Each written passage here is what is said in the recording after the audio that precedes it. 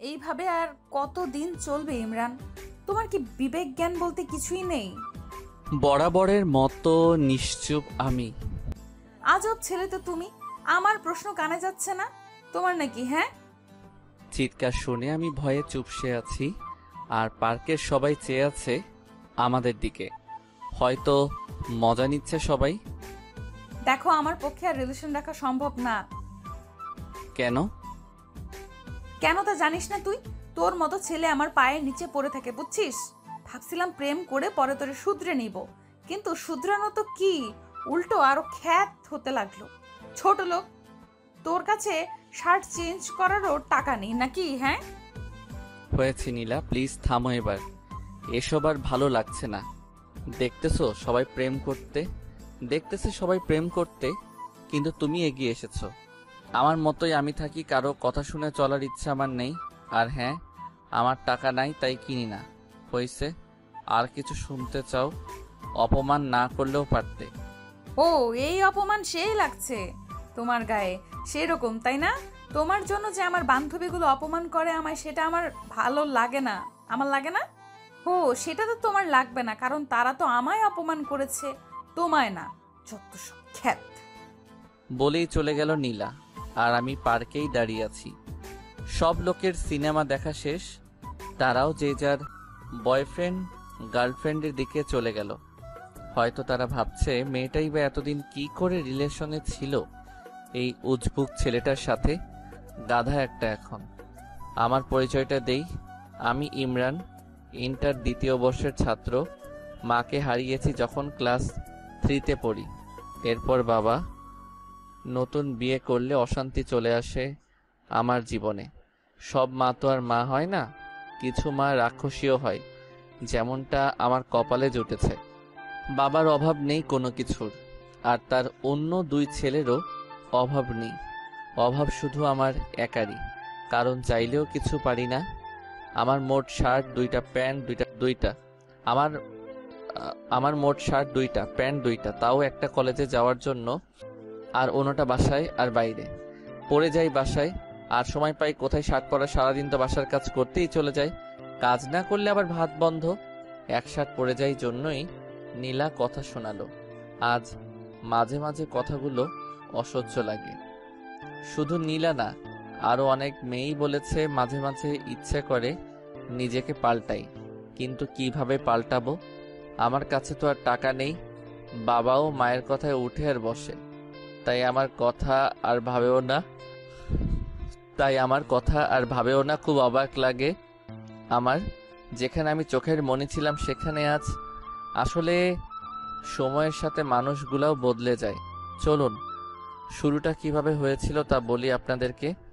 এসএসসিতে রেজাল্ট ভালো করায় জেলার সরকারি কলেজে সিট পেতে সমস্যা হয়নি। মাঝে মাঝে ভয় হতো যে সেখানে সব ধনীর ছেলেমেয়েরা পড়ে, আমি কি নিজেকে মানিয়ে নিতে পারবো তাদের সাথে, নাকি পথের মাঝেই পড়ে থাকবো। তারপরও ভর্তি হয়ে যাই কলেজে। প্রথম দিন কলেজে গেলে সবাই ঘুরে ঘুরে দেখতে থাকে আমায়। মনে হয় যে ইমরান নামের ছেলেটা অন্য গ্রহ থেকে এসেছে। দোস্ত, ছেলেটাকে দেখ, কি যে অবস্থা! এই কলেজে চান্স পায় কিভাবে এরা? হুম, শরীরের ড্রেস আপের সাথে চশমাটা যা মানিয়েছে না, দেখ। আমি কিছু না বলে চুপচাপ ক্লাস করতাম আর বেরিয়ে আসতাম। তাছাড়া কি বা বলতাম? এসব তো ছিল প্রতিদিনের ব্যাপার। কলেজে আসলে এক প্যারা, আর বাসায় আর এক প্যারা। শুরু থেকেই বলি, আমার ব্যাপারে তো জেনে গেছেন। আমি ইমরান, বাবা ধনী হলেও আমি গরিব। আর নীলা অনেক ধনী পরিবারের মেয়ে, সে দেখতেও অনেক কিউট। আমার মতো সে হাবলু টাইপের না, অনেক আধুনিক মেয়ে সে। পড়ালেখায় তেমন ভালো না। বন্ধুদের আড্ডায় সবার আগেই পাওয়া যায় ও। সারাদিন ওদের সাথে হই হুল্লোড় করে বেড়ানোই ওর কাজ। আমি যতক্ষণ কলেজে থাকতাম একা একাই কাটাতাম। ক্লাসের সবাই যখন আড্ডা দিচ্ছে তখন দেখা যেত কোনো কোণে বসে থাকতে। একদমই চুপচাপ থাকার চেষ্টা করতাম, আর তখন ক্লাসের সবাই মজা করতো আমায় নিয়ে। বলতো যে ওই দেখ, খ্যাতটা আসছে। তবে এই কথাগুলো নীলার খারাপ লাগতো। এমন কথা শুনে নীলার মনে একটু মায়া জন্ম নেয়। ও ভাবে একে ভালোবেসে তারপর সবকিছু পরিবর্তন করে দিবে। অন্য 8-10টা ছেলের মতো ইমরানও সবার সাথে কথা বলবে, আড্ডা দিবে। তাই একদিন সে সরাসরি প্রপোজ করে। সেদিন আমি নীলাকে কিছু না বলেই চলে আসি, কিন্তু সেও নাছোড়বান্দা, ও পিছনে লেগেই থাকে। কলেজে যখন একা একা বসে থাকি তখন সে এসে পাশে বসে গল্প করতে চায়, হাতটা ধরতে চায়, চশমাটাও খুলে দিতে চায়, কিন্তু আমি দেই না। শুধু বোকা মার্কা একটা লুক নিয়ে বলি যে চশমা ছাড়া আমি কিছুই দেখি না। এমনভাবেই সবসময় নীলা আমার পিছনে থাকতো, যার ফলে একদিন আমি ঠিকই রাজি হয়ে যাই। তবে পরিবারের কথা লুকিয়ে রেখেছিলাম ওর কাছে। হ্যাঁ, বলার সম্পর্ক শুরু হয়, আর নীলাও তার উদ্দেশ্য অনুযায়ী পরিপাটি করার দিকে মন দেয়। সব সময় শাসনের মাঝে রাখতো, এটা করবা না, ওটা করবা না, এটা পরবা না, এটা খাবে না ইত্যাদি। আমিও শুনতাম, কিন্তু যখন সে চালচলনে পরিবর্তন আনতে বলে তখন একটু পিছু নেমে যায়। কারণ আমার তো সম্ভব না অন্য 8-10টা ছেলের মতো চলা। আমার দ্বারা সম্ভব না ক্লাসের সবচেয়ে স্টাইলিশ ছেলেটার সাথে তাল মিলিয়ে চলা, কারণ আমি কঠিন বাস্তবতার শিকার। নীলা সেই কথা জানতো না, তাই সব সময় ওকে এসব কথা বলতো। প্লিজ নিজের মাঝে একটু পরিবর্তন আনো। এত বোকা খ্যাত টাইপের কেউ হয়? তোমার কি বিবেক নেই? ক্লাসে বাকি ছেলেদের দিকে তাকাও একবার। ওরা কিভাবে চলে আর তুমি কিভাবে চলো? তখন শুধু মাথা নিচু করে করে শুনতাম। সেদিন নীলা বলে যে, শোনো, আজকে বিকালে আমার জন্মদিনের পার্টি আছে, ভালো করে রেডি হয়ে আসো। কিন্তু আমি ঠিক আগের মতোই এসেছিল। কি করবে, 2টা শার্ট আর 2টা প্যান্ট ছাড়া যে ওর কিছুই নেই। প্রতিবার যেই শার্টটা পরে আসে এটাই আজকে পরে আসলাম। সাথে আছে একজন আদর্শ বোকা মানুষের সকল উপাদানগুলো। নীলা তখন অনেক রাগী চোখে আমার দিকে তাকায়। পরে বাধ্য হয়েই নিয়ে যায়, পুরনো বান্ধবীদের সাথে দেখা করে, আমাকেও পরিচয় করিয়ে দেয়। কিন্তু আমাকে দেখে সবাই অন্য চোখে ওর দিকে তাকায়। এখানে যারা এসেছে সবাই উচ্চ পরিবারের, কিন্তু আমি দেখেই মনে হচ্ছে ও কতটা সাধারণ। পায়ে আছে 100 টাকা দামের অতি সাধারণ জুতা। ওদের চাহনির উদ্দেশ্য বুঝতে পেরে আমি একটু দূরে গিয়ে দাঁড়াই। এদিকে ওর একটা ফ্রেন্ড বলে ওঠে, নীলা, তোর মতো একটা মেয়ে এমন একটা খ্যাতের সাথে প্রেম করবি এটা ভাবতেও পারিনি। এইটা কোনো ছেলে হলো? ওর দিকে তাকাতো একবার। সাথে সাথে বাকিরাও ওর সাথে তাল মিলায়, আর নীলা লজ্জায় একেবারে মাথা নিচু করে ফেলে। ও তার বন্ধুদের সামনে চলে আসে। আমিও সব কথা শুনেছি, তবে চুপ করেছিলাম, কারণ আমি জানতাম এমন কিছুই হবে। এটা নতুন কিছু না, এমন কথা শুনতে শুনতে অভ্যস্ত হয়ে গেছি। এরপর ওখানে না থেকে বাসায় চলে আসি। নীলা খুব রেগে গিয়ে বলেছিল, যদি কালকে শার্টটা পরিবর্তন করে না আসি তাহলে অন্য কিছু হয়ে যাবে। আমি তখন বলতে চাই আমার কথাগুলো, কিন্তু সেটা না শুনেই ফোন কেটে দেয়। খুব কষ্ট হচ্ছে আমার জন্য আজকে ওকে এতটা অপমানিত হতে হলো। ভাবলাম বাবার কাছ থেকে কিছু টাকা চেয়ে নিবে, যাতে করে নতুন একটা শার্ট কিনা যায়। কিন্তু বাবার রুমে গিয়ে দেখি প্রচন্ড ঝগড়া হচ্ছে তাদের, আর ঝগড়ার মূল কারণটাই হলাম আমি। ঝগড়ার এক পর্যায়ে মা বলে ওঠে, কি পেয়েছো তুমি? এটা আমার সংসার, তাই এখানে আমার অর্ডারে শুধু চলবে। কোনো একটা ছেলেকে এনে বাসায় রেখেছ, সারা বছর ঘাড়ে পড়ে আছে, একটু কাজ করলেই তো পারে। এটা তো আর কোনো সরকারি হোটেল না। তখন বাবা বলে, আসতে বলো, ইমরান শুনবে। কথাটা শোনা মাত্র মার আওয়াজ যেন আরো বেড়ে গেল। স্পষ্টই বোঝা যাচ্ছিল আমাকে কথাগুলো শোনানোর জন্যই এভাবে বলছে। আবার বলে উঠল, কারো যদি লজ্জা থাকলেও তাহলে সে এভাবে অন্যের ঘাড়ে বসে খেত না। কতদিন একটা মেয়েকে খাওয়ানো যায়, আর খাওয়ার সময় তো একটুও কম খায় না। এটা ভাবে না যে এখানে দয়ার খানা খাচ্ছে সে। মা এর সবগুলো কথাই শুনি, কিন্তু জবাব দেওয়ার মতো শক্তি নেই। তাই চোখের অশ্রু ফেলেই তার সেই কথার জবাব দিলাম। ফুপিয়ে ফুপিয়ে কাঁদতে লাগলাম। কেন আজকে আমি এমন অবস্থার সম্মুখীন? আমারও তো অনেক সুন্দর একটা পরিবার ছিল, কত সুখের ছিল পরিবারটা। বাবা মায়ের একমাত্র সন্তান ছিলাম, অঢেল সম্পত্তির মালিক ছিল বাবা, কিন্তু আচমকাই একটা অসুস্থতায় মা মারা যায়, যার ফলে আজকের এই পরিস্থিতি, আর আমি হয়ে যাই এতিম। লাবিব তখন ছোট ছিল, তাই সেই সুযোগে তার চাচা তাদের সব সম্পত্তি নিয়ে যায়। লাবিব হয়ে যায় একদম নিঃস্ব। সেদিন আর বাবার কাছে টাকা চাইতে পারিনি, যার ফলে আর কিছু কিনাও হয়নি। রাতে না খেয়েই ঘুমিয়ে পড়ি। পরদিন সকালে পকেটের 10 টাকা দিয়ে গিয়ে বাইরে নাস্তা করে নেই। দুপুরটা না খেয়ে কাটিয়ে দেই। আমি যে না খেয়ে আছি এটা আমার ঠিকই বুঝতে পেরেছে, কিন্তু একবারের জন্য খেতে বলেনি। বিকেলে নীলা ফোন দেয়। কোথায় আসবি জিজ্ঞেস করতেই বলে যে কলেজের পাশের পার্কে আসতে। অনেকটা ভয়ে ভয়ে বাসা থেকে বের হই। আমি জানি না নীলা কি করবে আমার সাথে, যখন সে দেখবে আমার গায়ে সেই পুরনো শার্টটাই আছে, যখন দেখবে পায়ে সেই আগের জুতাই আছে, যখন দেখবে মাথার চুলগুলো আগের মতোই এলোমেলো, তখন যে কি করবে আমার সাথে, এসব ভাবতে ভাবতে পার্কে কখন আসি বলতেই পারি না। নীলার সামনে যেতেই তার চোখ দুটো লাল করে ফেলে। ওর পুরো মুখটাই লাল হয়ে যায়, যেটা থেকে বুঝতে পারি যে নীলা প্রচণ্ড রেগে গেছে। আর তখনই প্রথমে সেই কথাগুলো বলে। এভাবে আর কতদিন ইমরান, আমি আর পারছি না। কি করলাম আমি নীলা? কি করলাম মানে? আমার কথার কোনো গুরুত্ব নাই তোমার কাছে? কি বলো এসব? অবশ্যই আছে, আসলে কাজে অনেক বিজি ছিলাম, তাই আর মার্কেটে যাইনি। ভালো। টাকা আছে কি তোমার কাছে? সরি নীলা। চুপ করো। তুমি তাকাও তো একবার নিজের দিকে, কেমন দেখা যায় তোমাকে? তোমার জন্য কোনো বন্ধুদের সামনেও যেতে পারি না লজ্জায়। সবাই দেখলেই বলে যে ওই খ্যাতটার জিএফ আসছে। আমি মাথা নিচু করে রাখি শুধু। তোমার সাথে আমি আর পারছি না। আমার একটা সম্মান আছে। ভেবেছিলাম ভালোবাসার পর তুমি পরিবর্তন হবে, কিন্তু তোমার মাঝে এক ফোঁটাও পরিবর্তন আসেনি। সরি। না, আমি আর পারছি না। তোমার সাথে সব কিছু এইখানেই শেষ করলাম। এটা বলেই নীলা উঠে চলে গেল, আর আমি অশ্রু ভেজা চোখে ওর চলে যাওয়ার দিকে তাকিয়ে থাকি।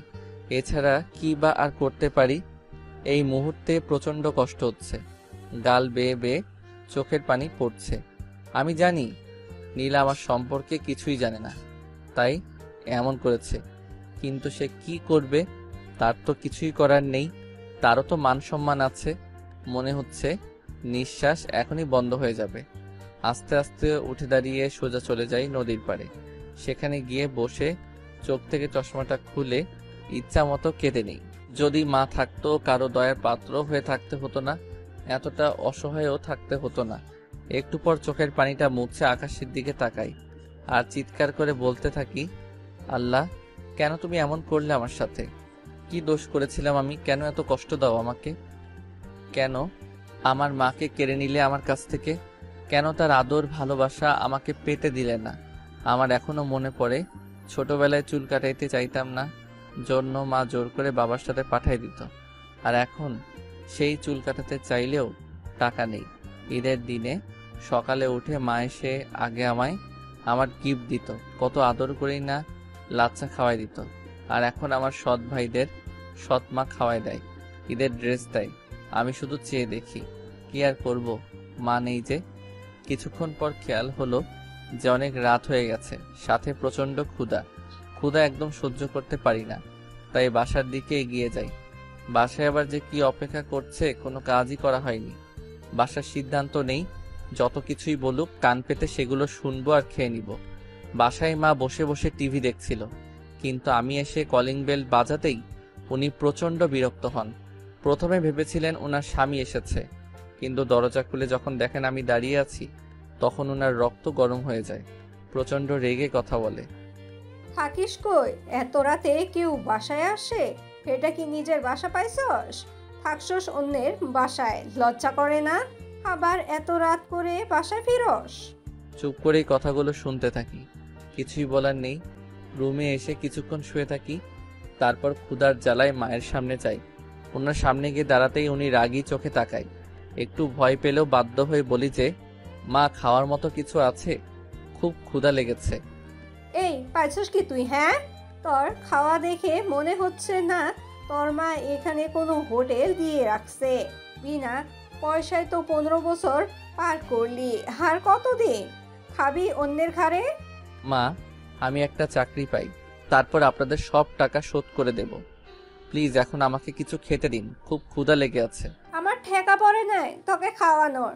আচ্ছা, তোর কি কোনো বিবেক নাই? মানুষের তো একটু লজ্জাও থাকে, তোর কি সেটাও নেই? মাথা নিচু করে রাখি। একটু পর মা উঠে গিয়ে কতগুলো শুকনা মুড়ি এনে দেয় আর বলে, এই নে দয়ার খানা, তোর কাছে হাত জোর করে বলি, দূর হ তুই।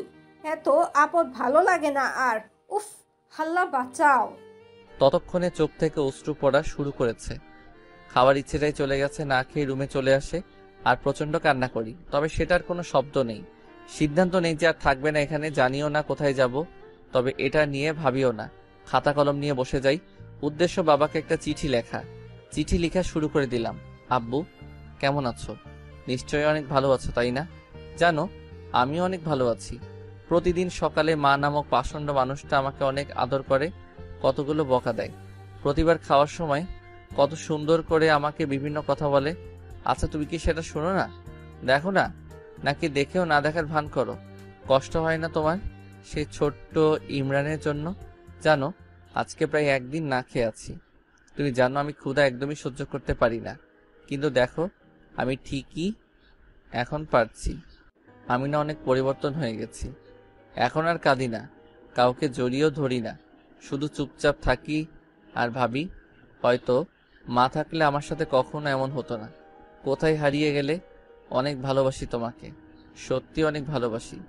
ইতি, তোমাদের আদরের সন্তান। এরপর ছাদে চলে যাই। তারপর কিছুক্ষণ আকাশের দিকে চেয়ে থাকি। তারপর এসেই সবকিছু গুছিয়ে নেই। খাতা কলমটা এখনো ব্যাগে নেওয়া হয়নি। ওটার দিকে চোখ পড়তেই নীলার কথা মনে পড়ে যায়। কত ভালোবাসতাম তাকে, বাঁচার স্বপ্ন দেখেছিলাম তাকে নিয়ে, কিন্তু সেও ছেড়ে চলে গেছে। নীলা সত্যটা জানা দরকার, তাই নীলার জন্যেও একটা চিঠি লেখা শুরু করে দিলাম। নীলা, হয়তো ভালো আছো, ভালো তো থাকবেই। তোমার জীবন থেকে একটা বাধা দূর হয়েছে যে। আসলে আমি জানতাম না তুমি কি দেখে আমাকে ভালোবেসেছিলে, তাই তো তোমার কথায় রাজি হচ্ছিলাম না। কিন্তু যখন তুমি বারবার এসে আমাকে বলতে লাগলে, তখন কেন যেন আমার মনে হলো তুমি সত্যি ভালোবাসো আমাকে। তাই হ্যাঁ বলে দিয়েছিলাম। কিন্তু আস্তে আস্তে আমি বুঝতে পারি আমার চলাফেরা তোমার চাহিদা মতো হচ্ছে না। তোমার মনের মতো আমি হতে পারছি না। পারবো কিভাবে? তুমি চাইতে আমি অন্য সবার মতো থাকি, সবাই যতটা স্মার্ট হয়ে থাকে আমিও সেটা করি। কিন্তু একটা কি জানো, আমার দ্বারা সেটা সম্ভব ছিল না। কারণ সেই ছোটবেলাতেই আমি আমার মাকে হারিয়েছি। তারপর এলাকার অনেক কষ্টে এতটুকু আসতে পেরেছি। এখানে সৎ মায়ের কাছে থাকতাম, যার বিনিময়ে আমাকে প্রতিনিয়ত অপমানিত হতে হতো। জানো, শার্ট কেনার মতো আমার সেই অবস্থা ছিল না, না হয়তো আমি অবশ্যই কিনতাম। কে না চায় তার প্রিয় মানুষের মনের মতো হতে বলো? আমি চলে যাচ্ছি দূরে, অনেক দূরে। জানি না কোথায় যাব, কিন্তু কথা দিচ্ছি আর তোমার সামনে আসবো না। ভালো থেকো। এটা নিয়ে বাসা থেকে বের হয়ে যাই। আসার সময় মাকে বলে আসি যে যদি কিছু করে থাকি তাহলে ক্ষমা করে দিতে। আমি হয়ে যাওয়ার পর মার মুখে বিশ্বজয়ের হাসি ফুটে উঠেছিল। চিঠিটা নিয়ে সোজা নীলাদের বাসায় চলে আসি। দারোয়ানকে চিঠিটা নীলাকে দিয়ে দেওয়ার জন্য বলি, তারপরে সামনের দিকে পা বাড়াই। ইমরান জানে না সে কোথায় যাচ্ছে। লেখক সেখানে থমকে দাঁড়ায়, দু চোখ দিয়ে শুধু দেখতে থাকে ইমরান এগিয়ে যাচ্ছে সম্মুখে, গন্তব্যহীন পথে।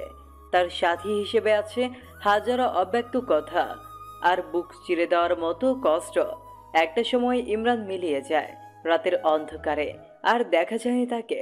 চশমা পরা বোকা ছেলেটা ফেরেনি আর। দারোয়ান নীলাকে ঠিকই চিঠিটা দিয়েছিল। নীলা চিঠিটা পড়া মাত্রই চিৎকার করে কেঁদে ওঠে। সে কান্না করতে করতে বাসা থেকে বের হয়েছিল ইমরানকে খুঁজতে, কিন্তু ততক্ষণে নীলা বড্ড দেরি করে ফেলেছে। খুঁজে পায়নি কোথাও চশমা পরা বোকা ছেলেটাকে। নীলা পুরো শহর খুঁজে বেড়াচ্ছে ইমরানকে।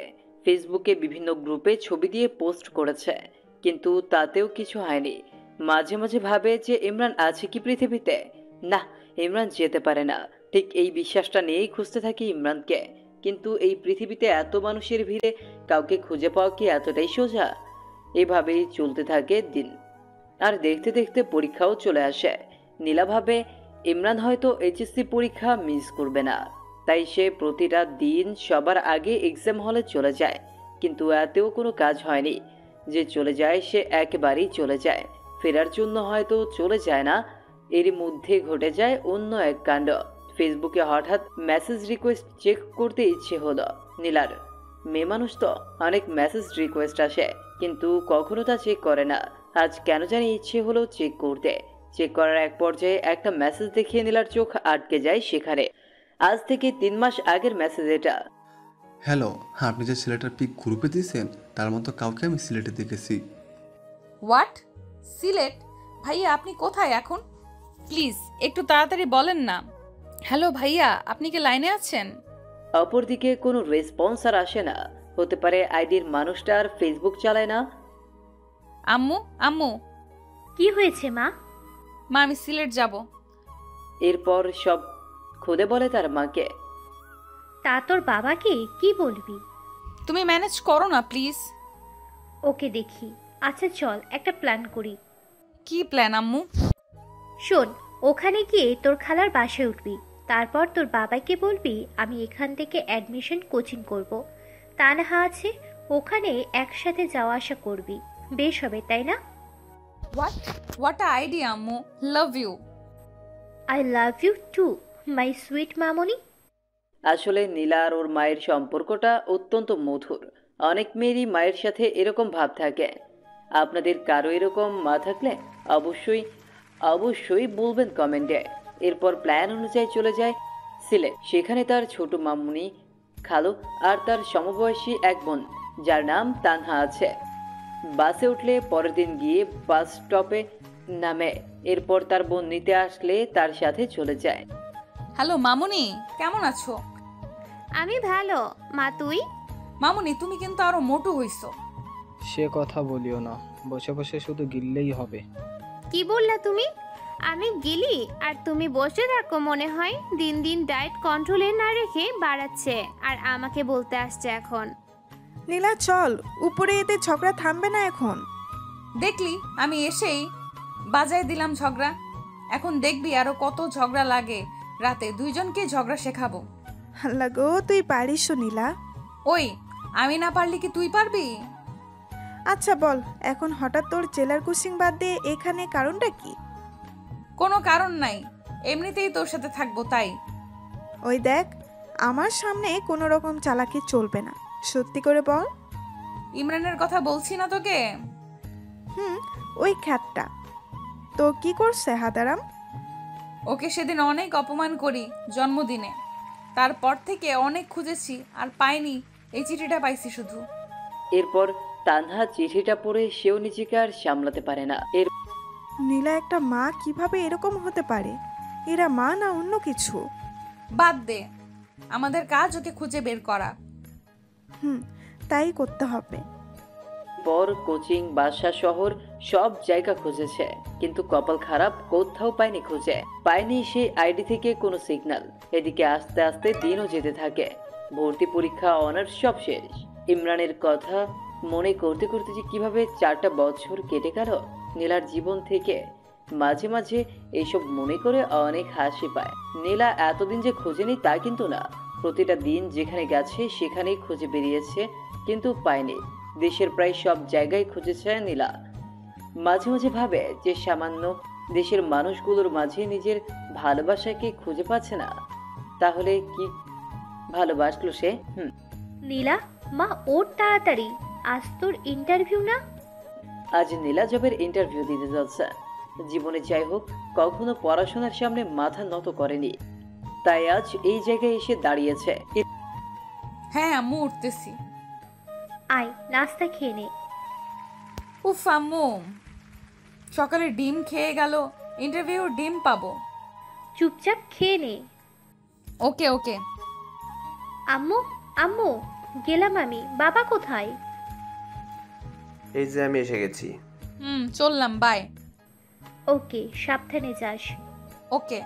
পর তানহাকে ফোন দেয় নীলা। হ্যালো, কই তুই? এই তো বের হলাম, তুই কোথায়? আমিও বার হইছি। ওকে আয়। এরপর তারা তাদের গন্তব্যে ফিরে ওয়েটিং রুমে বসে অপেক্ষা করছে। একটু পর তানহা ডাক এলো। সে নীলাকে রেখে চলে গেল ভেতরে, আর 15 মিনিট পর ফিরে এলো। কি হইল ভেতরে? চাকরির কি হইল জানি না, তবে ক্রাশ খাইছি রে। হইছে, থাম। তোর বয়ফ্রেন্ড জানলে আত্মহত্যা করবে, এমনিতেই যে ঢঙ্গি সে। ওই আমার বিএফকে নিয়ে বাজে বলবি না, আর যাই বলিস অফিসের বস দেখতে সেই। এই অফিসে কাজ করতে পারলে জীবন ধন্য হবে যে। হইছে হইছে, থাম, আমার সিরিয়াল আসছে, আমিও গিয়ে দেখে আসি তোর ক্রাশকে। আসবো স্যার? জি আসেন। ভেতরে গিয়ে নীলাও ক্রাশ খেয়ে যেন কথা বলার ভাষা হারিয়ে ফেলেছে সে। ও হ্যালো, মুখ বন্ধ করেন, মশা ঢুকবে ভিতরে। সরি, আসসালামু আলাইকুম স্যার। নীলা তুতলিয়ে বলা শুরু করেছে অলরেডি। আপনি তোতলা নাকি? কই না তো, এমনি কিরকম লাগতেছে। ও ফাইলগুলো দিবেন নাকি এরকম করে বসে থাকবেন সারাদিন? ইচ্ছা করে তো বসে। সরি, কিছু বললেন? না স্যার, এই নিন ফাইল। সব ঠিকঠাক। এখন বলেন, আপনার ব্রেকআপ হয়েছে কত বছর আগে? এসব কিরকম প্রশ্ন স্যার? ওরকম প্রশ্ন বলেন দেখি। 4 বছর। Okay fine. আরও প্রেম করেন নাকি? না। ওকে, এখন আসতে পারেন, আর কাল থেকে কাজে জয়েন করবেন। এই কি হইল, সাবজেক্টের কোনো প্রশ্ন না করে চাকরি? এইরকম হইলে আগে বলতেন, তাহলে 4-5 দিন ঘুম বাদ দিয়ে পড়তাম না। কি করতেন তাহলে? মুভি দেখতাম। Good good. এরপর নীলা চলে আসে বাইরে। কিরে, এতক্ষণ কি হইল? সেই কথা আর বলিস না। এরপর সব খুলে বলল। স্যার তো মনে হয় ফিদা হয়ে গেছে তোর জন্য। হ্যাঁ, তা না, এমনি হয়তো এইসব বলছিল। হ্যাঁ হ্যাঁ, অপরিচিত কাউকে কেউ এমন এমন প্রশ্ন করে, তাই না? বাদ দে, চাকরি তো হইছে। বাসায় চল। মা তোকে আমাদের ওখানে যেতে বলছে। ওকে চলো, তোমার তো চাকরি হইল, তাই বেশ মজাতেই আছেন। আমার কপালে যে কি জোটে। ঠিক যেখানে লেখকের কলম থেমে গেছিল সেখান থেকে জন্ম নেয় আরও একটা নতুন গল্পের। আসলে পৃথিবীটাই এরকম, যেখানে কিছুর সমাপ্তি ঘটে সেখান থেকেই আবার নতুন কিছু শুরু হয়। বাসায় এসে কলিং বেল বাজালে নীলার আম্মু এসে দরজা খুলে দেয়। আম্মু আম্মু, চাকরি হয়ে গেছে। হাত ধরে নাচতে লাগলো নীলা। ওই ওই, ছাড় আমাকে, পড়ে যাব তো। কিচ্ছু হবে না। নীলা ছাড়, এখন পরে মজা করিস। তোর পেছনে তেলাপোকা দেখ। কই কই? নাই, চলে গেছে। হারামি, ভয় দেখাস আমাকে? শুধু রুমে চল, মজা দেখাবো এখন। ও মামুনি, দেখো না তোমার মেয়ে কিরকম ট্রেড দিচ্ছে। তোরা না, যা রুমে গিয়ে ফ্রেশ হ। ওকে। এরপর দুজনে উপরে চলে যায়। তানহা, এখানে আয়, দরজা লাগিয়ে। দরজা লাগাবো কেন? ও তুমি বুঝবে না সোনা, লাগাও না। ওকে, এখন বল। এরপর নীলা মোবাইলের লুঙ্গি ডান্স গান চালু করে তানহাকে নিয়ে শুরু করে দেয় উড়াধুরা ড্যান্স। ওই, এগুলো ডান্স দিচ্ছিস নাকি মারপিট করতেছিস? দুটোই। দুজনে অনেক ক্লান্ত ড্যান্স করে। তানহা, তুই ওয়েট কর, আমি গোসল সেরে আসি। না, সেটা হবে না, একসাথে গোসলে যাব। এরপর সেখানে আবার আরো একবার তাদের মারামারি লেগে যায়। আর তখন আমায় তেলাপোকার ভয় দেখাইছো না সোনা। এখন সারাদিন ভেতরে থাকো গো, দরজা আর খুলে দিব না। ওকে বাবু, আমি মুভি দেখি ভিতরে। তুমি তো জানো না গো, ভেতরে মুভি দেখার মজাই আলাদা। তাই বুঝি, দেখো তাহলে। ওকে। থাক, বার হয়ে আয় না, দেই তোকে কষ্ট। এখন খুললি কেন? সারাদিন না রাখবি? সারাদিন রাখলে অসুস্থ হবি, তখন তো ওষুধ আমার বাবাকেই কিনে দিতে হবে, তাই দরকার নেই। কি সেভিং পার্সন আসলো, নিজে সারাদিন কত হাজার খরচ করে তার নাই ঠিক এখন আসছে। হয়েছে হয়েছে, আয় এখন নিচে যাই, ফ্রিজে ফুচকা আছে, খাওয়াবো, চল। তাই নাকি? চল তাহলে। আসলে সমবয়সী বোন থাকলে যা হয় আর কি। বিকেলের দিকে তানহার কনফার্মেশন মেসেজ আসে, সে অনেক খুশি। রাতে দুজনে খেয়ে ছাদে চলে যায়। তানহা, বল। জানিস, দিনগুলো না সুন্দর হাসি ঠাট্টা তামাশা ফাজলামিতে কেটে যায়, কিন্তু রাত হলেই আর থাকতে পারি না, খুব মনে পড়ে যায়।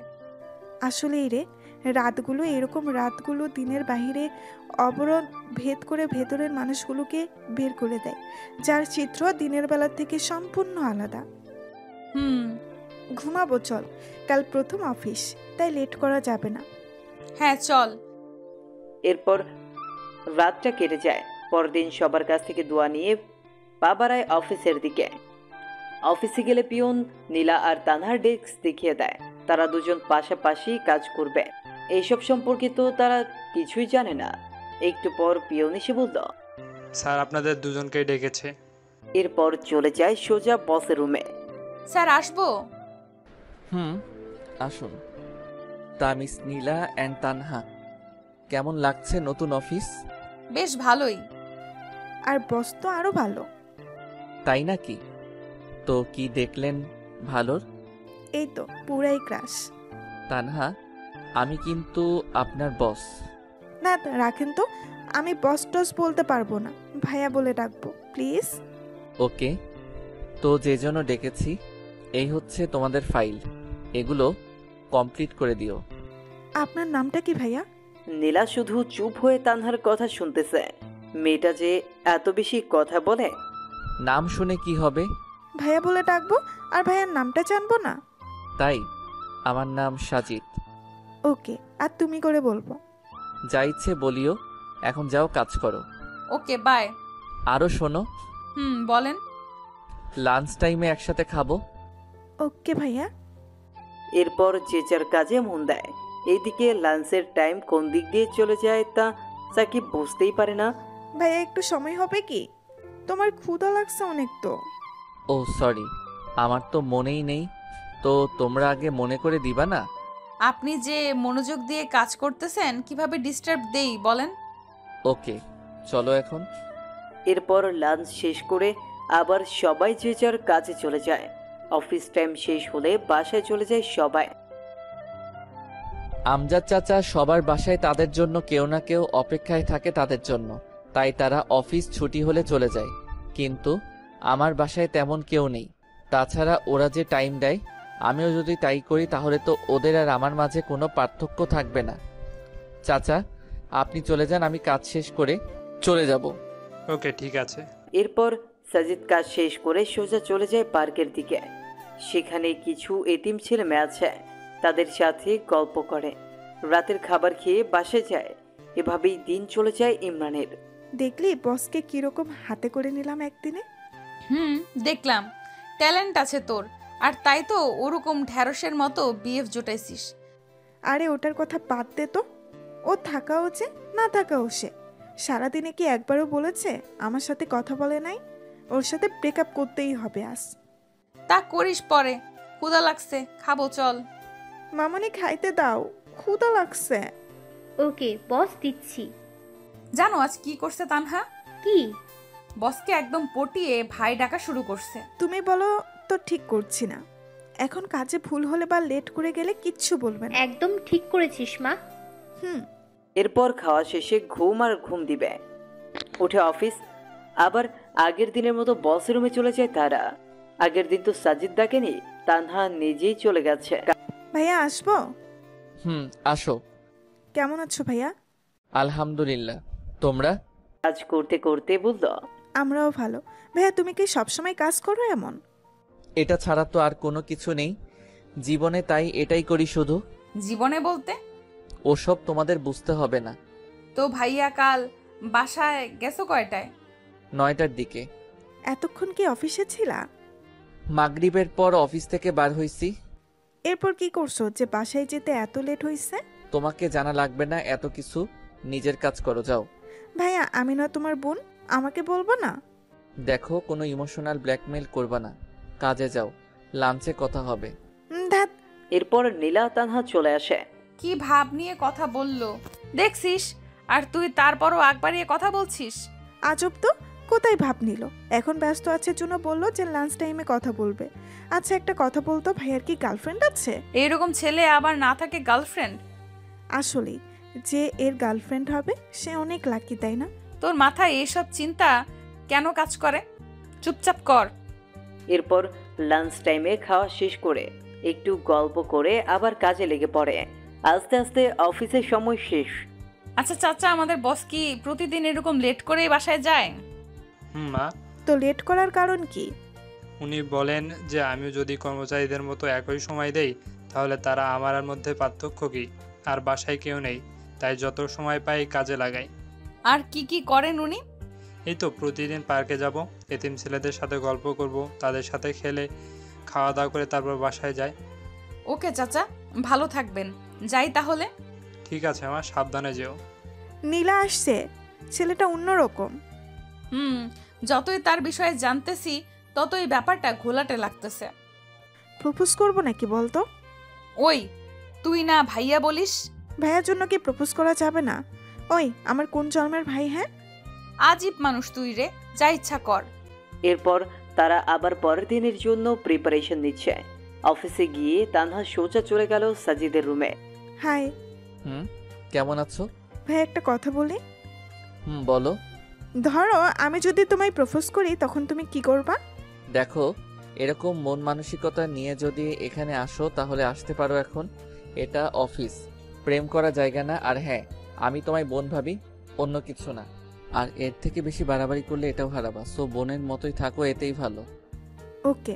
এটা বলেই তানহা চলে গেল নিজের ডেস্কে। নীলাকে সব খুলে বলতেই হাসতে হাসতে শেষ।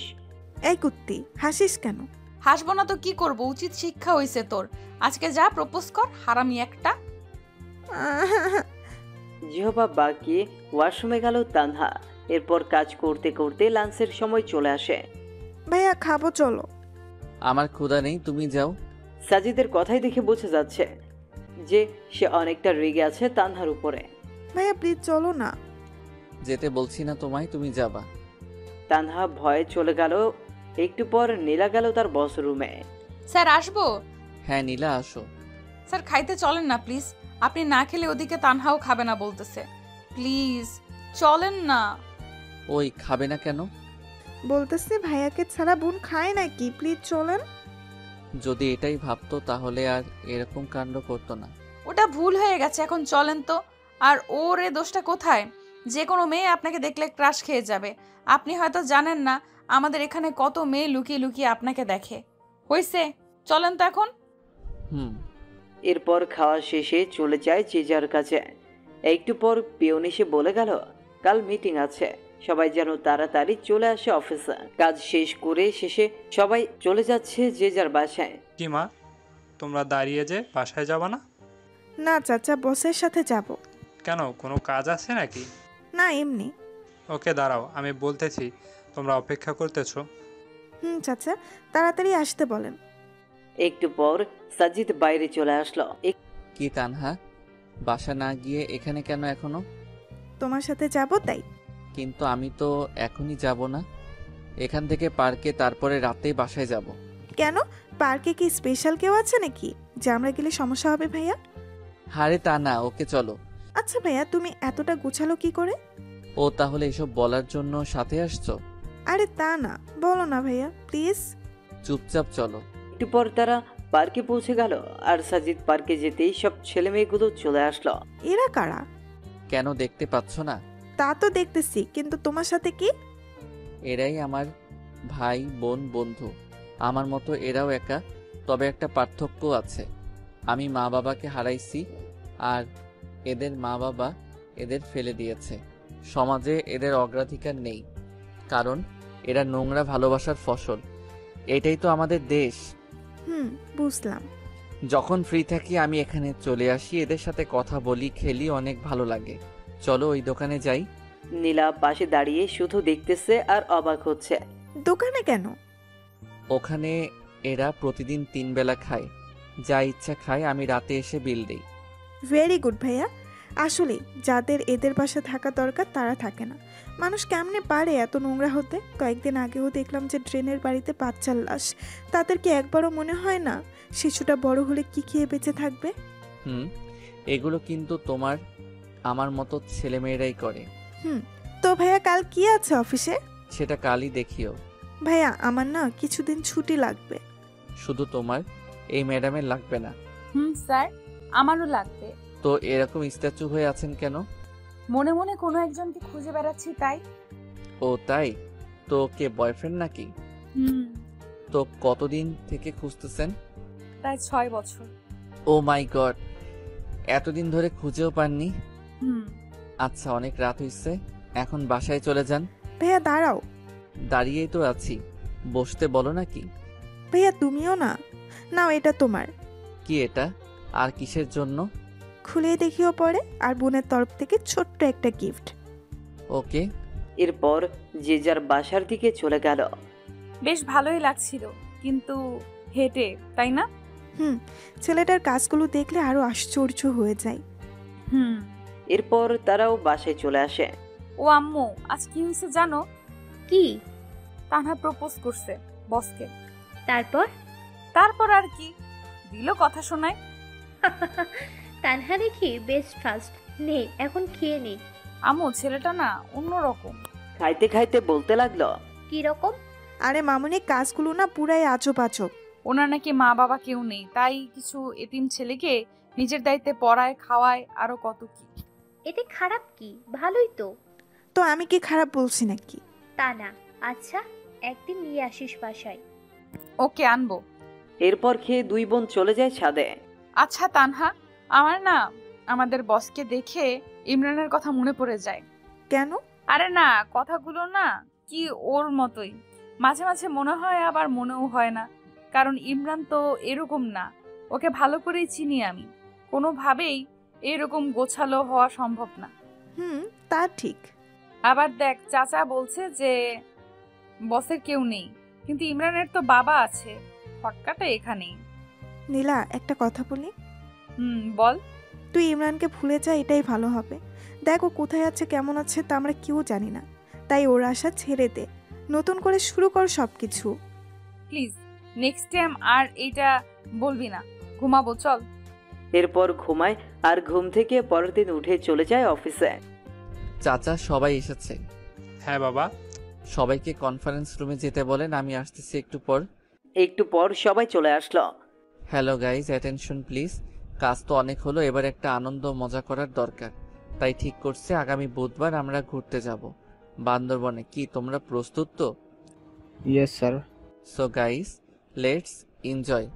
আর আশা করি এখনো 2 দিন বাকি আছে। এই 2 দিন সবাই সবার কাজগুলো সেরে ফেলবেন, আর বুধবার ঠিক 7টায় অফিসে চলে আসবেন। ওকে। সবাই সবার কাজে চলে গেল। নীলা দেখ, স্যারের ফিলিংস আছে বলতে হবে। ঠিক বলছিস। দাঁড়া, বসের রুম থেকে আসতেছি।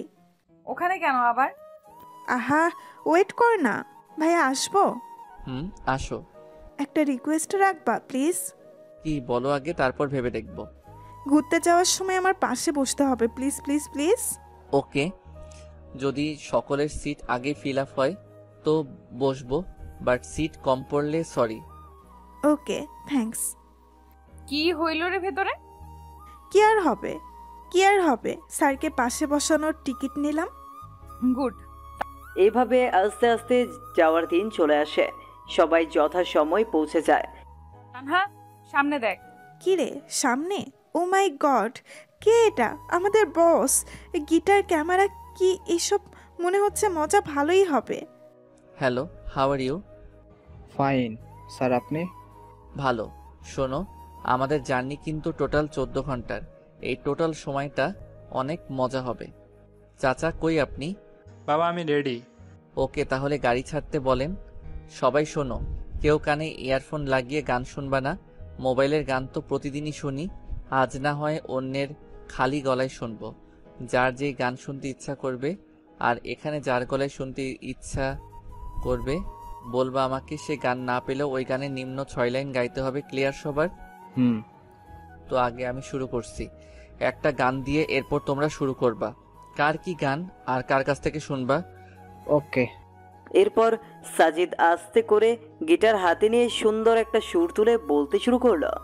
চোখে চোখ রেখে বসে আছি এভাবে, দেখো না কি তুমি আমার মনে যে কে, আমার চোখে কি দেখোনি? মনের কথা কি বোঝনি? তবু একবার দেই বলে ভালোবাসি তোমাকে, আবারও বলছি তোমাকে বেসেছি আমি ভালো। এইভাবে সম্পূর্ণটাই শেষ করলো। আর একটা হবে। আরে না, এখন আমি রিকোয়েস্ট করবো আমাদের চাচাকে একটা গান বলতে। চাচা আজ না করতে পারবেন না। ইয়াহু। চাচা শুরু করেন। এরপর চাচা শুরু করলো মাইলসে ফিরিয়ে দাও গান। কি চাচা, কাকে বলতেছেন এই বয়সে প্রেম ফিরিয়ে দিতে? সবাই তো হাসতে হাসতে শেষ। কই, কাউকে না তো, আমি গান বললাম। আমি বুঝছি চাচা, এই বয়সে কাকে মন দিলেন? স্যার, আমাদের সকলের একটা প্রশ্ন আছে। কি প্রশ্ন? আপনি কিভাবে এই কম বয়সে একটা কোম্পানির মালিক হলেন? মানে আপনার জীবনী নিয়ে জানতে চাই। ওটা শেষে বলবো, এখন গানের পর্বটা শেষ হোক। এই তানহা শোন, নীলা তানহার কানে কানে বলতেছে। কি বল? যে গানটা স্যার বললো সেটা ইমরানের খুব ফেভারিট। আমাকে সে অনেকবার শুনিয়েছে, কিন্তু ইমরান গিটার বাজাতে জানে না। তোর সব কথা রেখে সামনে তাকা। স্যার প্লিজ এখন বলেন না আপনার জীবন সম্পর্কে। খুব জানতে ইচ্ছে করে যে মানুষটা কিভাবে এতটা গোছালো হতে পারে। আসলে এসবের পিছনে আমার গার্লফ্রেন্ডের অবদান। তার সাথে দেখা হলে একটা ধন্যবাদ দিব। তার করা অপমানগুলোই জেদ হয়, আর আমি সামনে এগিয়ে যাই। কত যে কষ্ট করতে হয়েছে এই জায়গায় আসতে, সেটা আল্লাহ আর আমি জানি। বাদ দাও ওসব, বাকিটা পরে। ওমা গো, গার্লফ্রেন্ডের হাত তো ভাইয়া এখনো আছে কি? নেই, তবে চোখ বন্ধ করলেই দেখতে পাই। তো এখন আমার প্রশ্ন নীলার কাছে। আজ সে তার ব্রেকআপের গল্প বলবে। এরপর মিস্টার খালিদ আপনি রেডি থাকবেন। আপনাকে এমন কিছু বলতে হবে যেন সবাই হাসে। আসলে আমার বিএফের নাম ইমরান। নিজেই একদিন ভুল করেছি আর সে চলে গেছে। কি ভুল করেছিলেন? অপমান করেছিলাম। এরপর 6 বছর ধরে খুঁজতেছি, কিন্তু পাচ্ছি না। বাবা, এত ভালোবাসা তার জন্য যদি ফিরে আসে এখন, তো কি করবেন? 2 গালে থাপ্পড় দিব। কেন? আমাকে এত কষ্ট দেওয়ার শাস্তি পাবে না। এত রাগ তার উপর? হুম। তো খালিদ সাহেব, এখন তো আপনার পালা। স্যার একটু সময় দেন, ঠিক করে নিই কোনটা বলবো। ওকে 1 ঘন্টা বিরতি দিলাম। চাচা খাবার দেন সবাইকে। এরপর সাজিদ গিয়ে সোজা তার সিটে বসে পড়ল, মানে তানহার পাশের চেয়ারে। ভাইয়া তোমাকে কিন্তু সেই লাগছে আজ। তাই? তোমরা 2 জনও কম না কিন্তু। খাওয়া শেষে সবাই রেস্ট নিচ্ছে আর সাজিদ এক ধ্যানে বাইরে তাকাচ্ছে। স্যার বাইরে কি দেখেন? কিছু না, এমনি শহরটা দেখি। আপনার রিলেশনের কথা কিন্তু জানতে পারিনি এখনো। সেই মেয়েকে দেখতে ইচ্ছে করে যে কিনা আপনার মতো কাউকে পেয়েও অপমান করেছে। হইছে, আর দেখতে হবে না। খালিদ সাহেব শুরু করেন না। সবাই দেখেন না কিরকম গোমরা মুখ করে বসে আছে। আমি যেটা বলবো সেটা শুনে কেউ হাসতে হাসতে অজ্ঞান হলে কিন্তু আমার কোনো দোষ নেই স্যার। কি যে বলি কিছুই বুঝতেছি না। কিছু একটা বলেন স্যার। খালিদ সাহেবের ক্রাশ মিস সীমা। আচ্ছা তাহলে শুরু করি। গ্রামের পরিবেশ কীরকম সেটা আশা করি সবাই জানে। গ্রামে সব মানুষের ঘরে টয়লেট থাকে না, তাই যাদের টয়লেট থাকে না তারা তাদের কাজ সারার জন্য আসলে বাসবাড়িকে বেছে নেয়। এর মধ্যে কিছু মানুষ আছে যারা আবার নিচে কাজ চালাতে পারে না।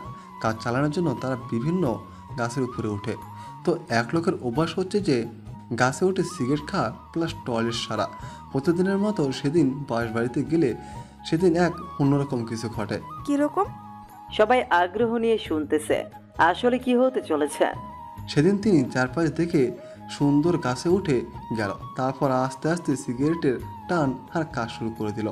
এদিকে এক বৃদ্ধ আবার নিচে এসে বসে পড়েছে। উপরে যে একজন আছে তা লক্ষ্যই করেনি। এদিকে উপরের জন্য নিচের জনকে দেখে নাই, তাই যে যার মতো কাজ করতেছে।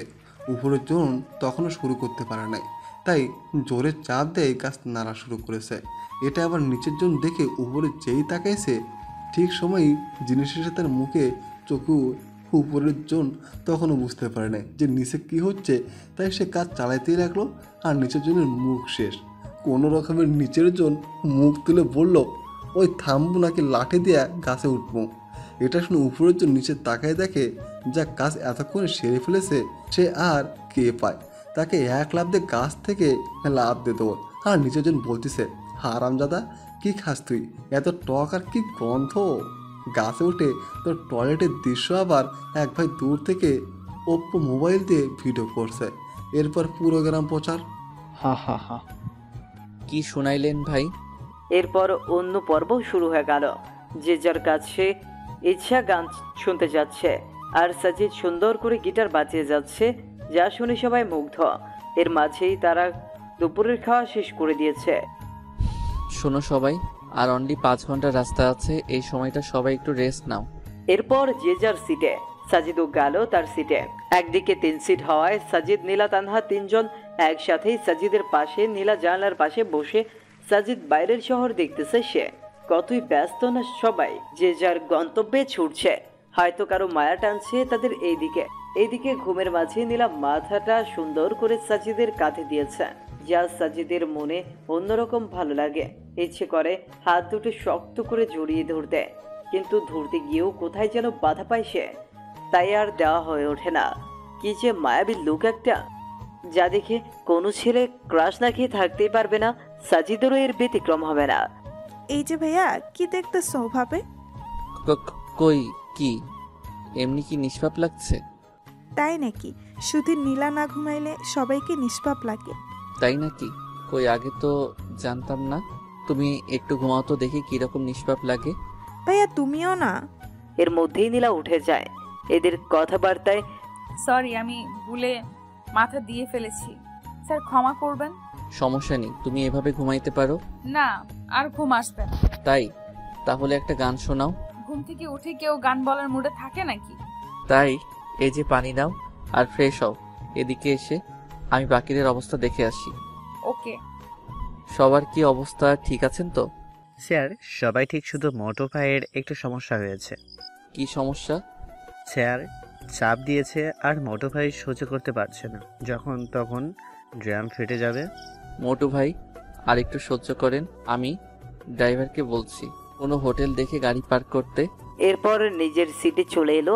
রাত 11টার দিকে তারা গিয়ে রিসোর্টে ওঠে। এরপর সবাই সবার রুমে, আর সাজিদ বাইরে এসে রাতের আকাশ দেখতেছে, যা তানহার চোখে পড়ে। কি দেখতেছো ভাইয়া? এই তো তারাগুলো দেখি। দেখো, সবগুলোকে স্থির দেখা যাচ্ছে, কিন্তু কেউই স্থির না। এ যার নিজের বেগে ছুটছে তো ছুটছে, দিন শেষে আবার এক জায়গায় মিলছে। কি অদ্ভুত, তাই না? ভাইয়া একটা কথা বলি। বলো। তারাগুলো কিন্তু কাউকে কেন্দ্র করে ছুটছে, কিন্তু আমাদের মাঝে এমন কেউ কেউ থাকে যারা কিন্তু কোনো কেন্দ্র ছাড়াই ছুটে চলছে। কে বলছে তোমাকে? তাদেরও একটা কেন্দ্র থাকে, তা অন্যরা কেউ জানে না। তো ভাইয়া বোন হিসাবে একটা জিনিস জানতে চাই, না করবা না। কি? তোমার জীবনে কে কে আছে বা কে কে নাই, তারা কোথায় গেছে সব? কি হবে শুনে? ভাইয়া প্লিজ। কেউ নেই আমার, তার থেকেও 5 বছর আগে চলে এসেছি। কেন? সৎ মায়ের প্যারা সহ্য করতে পারছিলাম না, তাই। আসলেই আমাদের সমাজে অনেক মানুষ আছে এরকম, যেমন নীলার বয়ফ্রেন্ডটা, সেই চলে গেল সৎ মায়ের প্যারায়, আর খোঁজ মিলল না। খোঁজে নাই তাকে? কি বলো, খুঁজে নাই? এমন কোনো জায়গা বাদ রাখি না এই শহরে, কিন্তু পাইনি। এখন নীলা খুঁজে বেড়ায় তাকে, প্রতি রাতে কাঁদে এই ছেলের জন্য। আমি যদি বলি ছেলেটা ওর সামনেই? হোয়াট? ভাইয়া আমি কিন্তু মজা করছি না, সিরিয়াস আমি। আমিও মজা করছি না, দেখো এটা। মানে কি এসব? কেমনে কি করে হলো? আমি তো স্বপ্ন দেখছি না তো। না, সেসব অনেক কথা, কত মানুষের যে কথা শুনে এই পর্যায়ে এসেছি। আগে বলো, এত স্মার্ট কি করে হলে? সেই স্কুল জীবন থেকেই খ্যাত নামটা শুনতে শুনতে তিক্ত হয়ে গেছি, তাই ভাবছি যে আগে নিজেকে বদলাবো। সেজন্যই একটা পার্ট টাইম জব নিয়ে এরপর শুরু করে দেই একদম পড়াশোনা আর নিজেকে বদলানোর কাজ। কোনো দিন না খেয়ে থাকতাম, তারপরও বাজার থেকে উন্নত মানের ড্রেসগুলোই কিনতাম। এরকম কত রাজ্যে মুড়ি খেয়ে পার করে দিয়েছি। এরপর আস্তে আস্তে বিশ্ববিদ্যালয়ের গণ্ডি পেরিয়ে এই জায়গায় এসেছি। কোন বিশ্ববিদ্যালয়ে পড়ছো? সাস্ট। মানে আমাদের সামনেই ছিল এতদিন? আর তোমার ডিপার্টমেন্ট এই, কিন্তু কোনোদিন তোমাদের চোখে ধরা দেই নাই। পরীক্ষার সময় 2-1বার দেখা হতো, কিন্তু তেমন লক্ষ্য করো নাই তোমরা। আর এক বড় ভাইয়ের সহযোগিতায় এই কোম্পানিটা খুলি। ওয়েট, ক্লাস টপার কি তুমি সেই সাজিদ? যে কিনা সপ্তাহে একবার ক্লাস করে, ক্লাস টপার? কি আজব, তাই না? আমি নীলাকে বলতেছি সব। ওই থামো, এখন কিচ্ছু বলবা না, দেখবো নীলা চিনতে পারে কিনা। দেখো ভাইয়া, নীলা এইভাবে কোনোদিন দেখেনি তোমায়, তাই চিনতে পাবে না। মনের মিল থাকলে না দেখেও চেনা যায়। জাস্ট ওয়েট করো। তোমরা কি ভাবছো আমি চিনি না তোমাদের? সেই ভার্সিটি থেকেই দেখে আসতেছি তোমাদের। অনেক রাত হয়েছে, ঘুমাইতে যাও। ওকে, গুড নাইট। শোনো। বলো ভাইয়া। প্রমিস করো কখনো বলবা না নীলাকে। ওকে, বাট কখনো যদি জানে তখন? জানবে না। Good night. আর ভাইয়া নামটা কেন তোমার? নীলা বা কেউ যাতে জানতে না পারে। এরপর যে যার রুমে চলে গেল। কি কথা বললি বাইরে? মানে তুই ঘুমাস নাই? না, কি কথা হয়েছে বল। ওসব এমনি কথা বললাম, কেন না ঘুমিয়ে বাইরে আছে এসব, এছাড়া কিছু না। তুই মিথ্যা বলবি না, বললাম। তানহা মনে মনে ভাবতেছে নীলা সব জেনে গেল নাকি। আর ইমরান মানে সাজিদ ভাবছে তানহা কি রাখবে তার কথা? আরে নীলা, এমনি ভাইয়ার সম্পর্কে কথা বললাম, তোর যদি বিশ্বাস না হয় তাহলে গিয়ে জিজ্ঞেস করে দেখ। আমার না কেন জানি মনে হয় ইমরান আমার আশেপাশেই আছে, কিন্তু খুঁজে পাই না। এসব তোর মনের ভুল, রাত হয়েছে, ঘুমা এখন। এরপর সবাই ঘুমিয়ে পড়লো যে যার মতো। আর অন্যদিকে সাজিদ ভাবতেছে নীলাকে সত্যিটা বলবে কিনা। যে এতটা ভালোবাসে, এত বছর ধরে খুঁজতেছে, তাকে কি কষ্ট দেওয়া ঠিক হবে? না, আমার মতোই আমি চলি, দেখি চিনতে পারি কিনা। পরদিন সবাই ঘুম থেকে উঠে কফি খাচ্ছে, কিন্তু তাদের বসের কোনো খোঁজই নেই। নীলা, গিয়ে দেখ তো ভাইয়া ওঠে না কেন এখনো। কেন, তুই যাইতে পাস না? যা না প্লিজ। এখন যাইতে চাস না, কিন্তু পরে যখন শুনবি সব তখন তো দৌড়ে যাবি, কুত্তি একটা।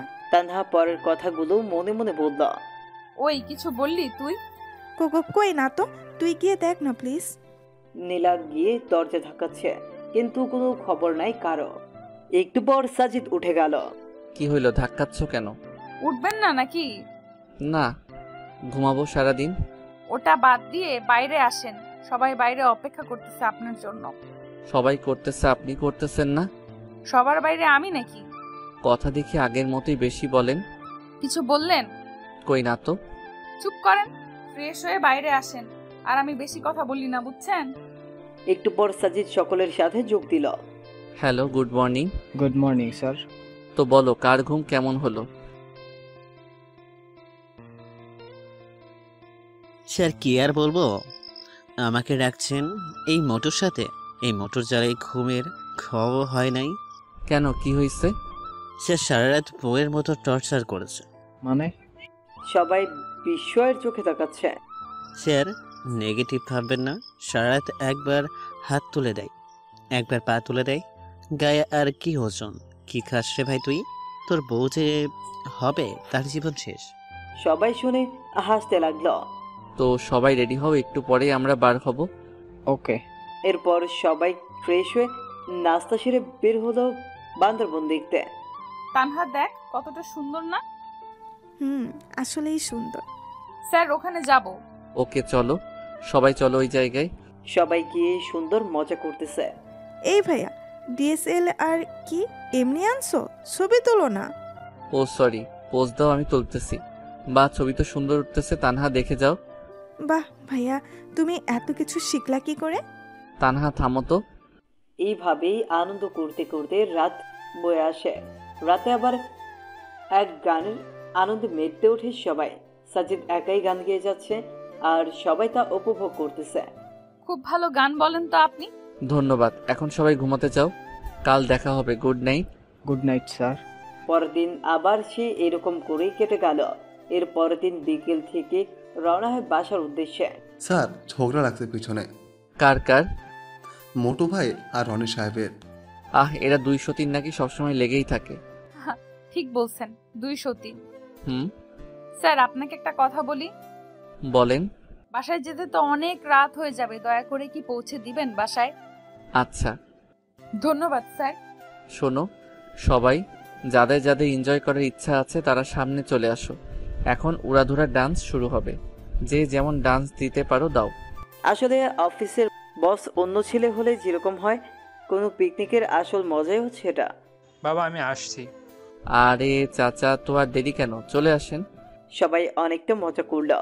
রাত 2টার দিকে গাড়ি এসে ফিরলো সেই চিরচেনা অফিসের সামনে। আস্তে আস্তে সবাই নেমে সাজিদের কাছ থেকে বিদায় নিয়ে চলে গেল। এখন বাকি আছে শুধু তানহা আর নীলা। নীলা, আমার শরীরটা ভালো না, অসুস্থ অসুস্থ লাগছে, তোমরা একাই যেতে পারবে না? এত রাতে কি করে যাব? ওকে চলো। জোর সারাতে খুব ভালো লাগছে নীলার, পাশাপাশি হাঁটতে কাছাকাছি বাসা হওয়ায় বেশিক্ষণ লাগেনি যেতে। নীলা যাও তাহলে, আমি গেলাম। গেলাম মানে এত রাতে কই যাবেন আপনি? ভেতরে আসেন। রেগে বললো কথাটা। রাগটাও দেখি আগের মতোই। দেখেন স্যার, আমার সামনে এরকম মনে মনে কিছু বলবেন না। ভেতরে আসেন এখন।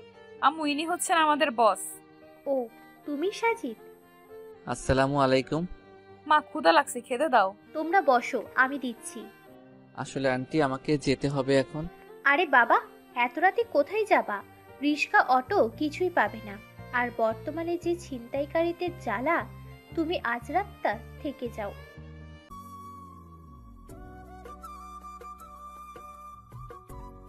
না আন্টি, সমস্যা নেই, যেতে পারবো। মামনি, যেতে যখন চাইছে যেতে দাও। সামনের ফাঁকা জায়গায় যে পেতনি থাকে সেটা তো তিনি আর জানেন না। যখন পিছু নিবে তখন নিজেই দৌড়ে চলে আসবে। কি বললা? পেতনি? ভয়ে চুপসে গেছে একদম। তানহা, খামোকা ভয় বাড়িয়ে দিচ্ছিস। বাবা যাও, টয়লেট ওইদিকে, ফ্রেশ হয়ে আসো, আমি খাবার দিচ্ছি। সাজিদার কিছু না বলে ফ্রেশ হয়ে আসলো। তো মা, এনজয় কেমন করলি? সে কথা আর কি বলবো মামনি, যাদের এরকম বস থাকে তাদের এনজয় কি খারাপ হবে? মা, একদম সেই। সাজিদ চুপচাপ খেয়ে নিল। এরপর নীলা সাজিদকে তার রুম দেখিয়ে নিজের রুমে চলে গেল। এদিকে সাজিদ ঘুমোচ্ছে, অন্যদিকে তানহা নীলা গল্প করতেছে। গল্প করতে করতে তারাও ঘুমিয়ে গেল। সকাল 8টার দিকে নীলার ঘুম ভাঙে, আর সেও শয়তানি করে তানহার ঘুম ভাঙিয়ে দেয়। অফিস বন্ধ, তাই তেমন তাড়াহুড়োও নেই, কিন্তু যা ঘটার তা তো ঘটেই গেছে। জ্বরের কবলে সাজিদ একদম কাবু হয়ে বিছানায় শুয়ে আছে। না ইচ্ছে করছে উঠতে, না ইচ্ছে করছে ঘুমোতে। চুপচাপ শুয়ে আছে। একটু পর তানহা চা নিয়ে আসে। ভাইয়া, ভাইয়া, ওঠো, তোমার চা। কিন্তু সাজিদের কোনো শব্দই নেই। এই ভাইয়া। বলো। তোমার কণ্ঠ এরকম লাগছে কেন? অসুস্থ নাকি? একটু অসুস্থ, তবে ঠিক হয়ে যাবে। দেখি দেখি। সে যেন তানহার ডাক শুনলই না, কপালে হাত দিল। ও মা, এটা একটু অসুস্থ। নীলা, এদিকে আয়। জোরে ডাক দিল নীলাকে। কিরে, কি হয়েছে? জ্বর আসছে সেই। বলিস কি? তুই গিয়ে নাস্তা ওষুধ নিয়ে আয়, আমি দেখতেছি। নীলাও মাথায় হাত দিয়ে দেখে ভীষণ জ্বর। আমি বাসায় যাব, এখানে ভালো লাগছে না। কি বললেন? বাসায় গেলে দেখাশোনা করার জন্য বউ আছে নাকি? তা নেই, এরকম জ্বর আমাদের জন্য ব্যাপার না। চুপচাপ শুয়ে থাকেন। একটু পর তানহা নাস্তা আর ঔষধ নিয়ে আসলো। এরপর ধীরে ধীরে খেয়ে আবার শুয়ে পড়লো। তোমার শরীর খারাপ আর এই অবস্থায় বাসায় যেতে চাইছো? বাসায় গেলে খাইতে কি শুনি? সাজিদ চুপচাপ শুনতেছে কথা। এখন ঘুমান, আমি পট্টি দিয়ে দিতেছি। এমনিতেই সেরে যাবে, তার দরকার নেই। আপনারা মনে হয় নাস্তাও করেন নাই, যান নাস্তা করে নেন। চুপ করেন তো। এরপর পট্টি দিতে লাগলো। যে কোনো ব্যক্তি অসুস্থ হলে তারা চায় যে তাদের ভালোবাসার মানুষটা তাদের সেবা করুক। সাজিদ তো তার ব্যতিক্রম না। পট্টি দিতে দিতে নীলার ঠান্ডা হাতটা সাজিদের চোখে পড়তেছে, আর সাজিদের মনে হচ্ছে যে তার হাতটা যেন শরীরের সব তাপ শোষণ করে নিচ্ছে। সম্পূর্ণ এক অন্যরকম অনুভূতি সাজিদের মনে খেলা করছে। তানহা শুধু বসে বসে দেখতেছে আর মনে মনে হাসতেছে। এত কাছে এরা, অথচ নীলা বুঝতেই পারছে না যে সে তার সেই চিরচেনা মানুষটারই সেবা করছে। নীলা, আমার ভালো লাগছে না কিছু, বাসায় যাব আমি। ভালো লাগছে না জন্যই রেখেছি এখানে। ধ্যাত। আচ্ছা সত্যি করে বলেন তো, মাথায় পট্টি দিয়ে দিতেছি, আপনার কি খারাপ লাগছে? না। তাহলে বললেন কেন ভালো লাগছে না? ঢং করেন আমার সাথে? কি হলো, চুপ কেন? আসলে আমি তোমাকে কষ্ট দিতে চাচ্ছি না। সেই ছোটবেলায় মা মারা যায়, এরপর জ্বর হলেও জোটেনি ওষুধ। এমনি এমনি জ্বর সেরে যেত, কখনো খেয়ে কাটতো, কখনো বা না খেয়ে দিন কাটতো। আচ্ছা আপনার বাবার কি হয়েছে? ওসব বাদ দাও। আর একটা কথা শোনেন, আপনি আমার বস, তো আপনার জন্য কিছু করলে সেটা কষ্ট না, বুঝছেন? শরবত বানাই দিতে পারবা? শুধু শরবত না, আমি ভালো করেই জানি জ্বর হলে মানুষের কোনগুলো খাইতে ইচ্ছা করে। একটু পর সব নিয়ে আসতেছি। আর তানহা ফুচকা বানাতে গেছে, কি খাবেন তো? ওকে, তবে ঝাল একদম বেশি থাকতে হবে। চুপচাপ শুয়ে থাকেন, আর ভুলেও ফোন হাতে নেবেন না। ফোনের রেডিয়েশন পড়লে জ্বর আরো বেশি হয়। জ্বর হলে কখনো চোখের সামনে নিয়ে ফোন টিপবেন না। ফোন থেকে যে রেডিয়েশন বের হয় তা অত্যন্ত ক্ষতিকর। আর চাপ নিবেন না মাথায় বেশি। যেমন জ্বর হলে বেশি পড়তে গেলে দেখবেন যে জ্বর আরো বেশি হইতেছে। আমার জ্বর আবার অন্যরকম, সারাদিন ভালো থাকে, কিন্তু সন্ধ্যা হলেই শুরু হয়, যারা 9টায় শেষ। যাই হোক, সবাই নিজেদের কাছের মানুষের খেয়াল রাখবেন। এখন রেস্ট নেন, আমি আসতেছি। একটু পর নীলা চলে আসলো। এই নেন, এখানে শরবত, চালতার আচার, একদম ঝাল, আর এটা হলো ঝাল মুড়ি। এত কিছু? তুমি তো দেখি অনেক ফাস্ট। এখনো কিছু হয় নাই স্যার, একটু পর আরো কিছু আসতেছে। আরো কিছু? এগুলো তো একাই শেষ করতে পারবো না, তোমরা হেল্প করো একটু। ওকে, তা করবো, এখন শুরু করো। এরপর সাজিদ নীলা তানহা খাওয়া শুরু করলো। কেমন হয়েছে? সেই। তানহা ফুচকান। এরপর একটু আড্ডা দিল সবাই মিলে। স্যার আপনি একটু ঘুমান এখন। কিন্তু ঘুমানোর চেষ্টা করলেই কি ঘুম আসে জ্বরের মাঝে? ঘুম আসে না তো। ওকে আমি মাথায় হাত বুলিয়ে দিচ্ছি, আপনি চেষ্টা করেন ঘুমানোর। এমন ভালোবাসা কে না চায়? আসলে প্রতিটা মেয়ে তাদের যার যার ঘরে ডাক্তার, যারা ঔষধ ছাড়াই জ্বরকে ভালো করে দিতে পারে। আস্তে আস্তে ইমরান ঘুমিয়ে যায়। বিকেলের দিকে নীলার ডাকে ঘুম ভাঙে। স্যার, বলো। জ্বরটা একটু কমছে, গোসলটা করে নেন এখন। গোসল করলে যদি বেশি হয়? সম্পূর্ণ শরীর না ভিজিয়ে মাথাটা ভেজান আর শরীরে ভেজা কাপড় দিয়ে মুছে নেন, ভালো লাগবে। ওকে। আসলেই বেশ ভালো লাগতেছে। এরপর খাওয়া শেষ করে 1 কাপ চা খেয়ে বাসার দিকে রওনা হয়। কিন্তু জ্বর কি একদিনেই পিছু ছাড়ার পাত্র? বাসার গেটে আসতেই যা যা খেয়েছে তা বের করে দিল মুখ দিয়ে। আস্তে আস্তে জ্বরটাও বাড়তে লাগলো। সাজিদও সুন্দর করে কাঁথা মুড়ি দিয়ে ঘুমিয়ে পড়লো। সন্ধ্যার দিকে অনেকটা ঠান্ডা লাগতেছে। শুয়ে পড়তেই ঘুম ঘনিয়ে আসে চোখে। রাত 2টায় ঘুম ভেঙে যায়। আর আসে না ঘুম। এখন কোনো রকম যন্ত্রণা কাজ করতেছে শরীরে। মনে হচ্ছে এর থেকে মরাই ভালো। কোনো রকম রাতটা পার করে দিল। হ্যালো চাচা। হ্যাঁ বাবা, হঠাৎ এত সকালে? চাচা, আমার জন্য কিছু খাবার আর জ্বরের ওষুধ নিয়ে আসেন তো একটু। ওকে, আমি এক্ষুনি আসতেছি। একটু পর সব নিয়ে আসলো। চাচা, আর আজ সবাইকে অর্ধেক বেলা কাজ করে ছুটি দিয়ে দিন। আচ্ছা। সময় মতো সবাই চলে আসলো। তখন পিয়ন সবাইকে জানিয়ে দিল, চাচা, স্যারের অসুখ ভালো হয় নাই। না মা, আরো বেশি হয়েছে। সকালে গিয়ে খাবার ওষুধ কিনে দিয়েছি। ও, ওনার বাসার ঠিকানাটা দেন তো। ঠিক আছে, লিখে নাও। এরপর ঠিকানা নিয়ে তারা চলে গেল বাসার উদ্দেশ্যে। গিয়ে দেখে দরজা খোলাই আছে। এই যে বস, আপনার সমস্যা কি? হ্যাঁ, কই কোনো সমস্যা নাই তো। জ্বর বেশি হয়েছে, একবার তো বলতে পারতেন আমাদের, শুধু বেশি বুঝবে। তানহা, একটা অটো ডেকে নে। অটো দিয়ে কি হবে? যতদিন না জ্বর ভালো হচ্ছে আমাদের কাছে থাকবেন। এটা সম্ভব না। দেখেন, বেশি কাহিনী করবেন না, তাহলে কিন্তু ভুলে যাব আপনি আমার বস। আমার রাগ সম্পর্কে জানেন না, তাই চুপ থাকেন। আমি ভালো করেই জানি। কি বললেন? কিছু না। এরপর একটা অটো নিয়ে সোজা চলে আসেন নীলাদের বাসায়।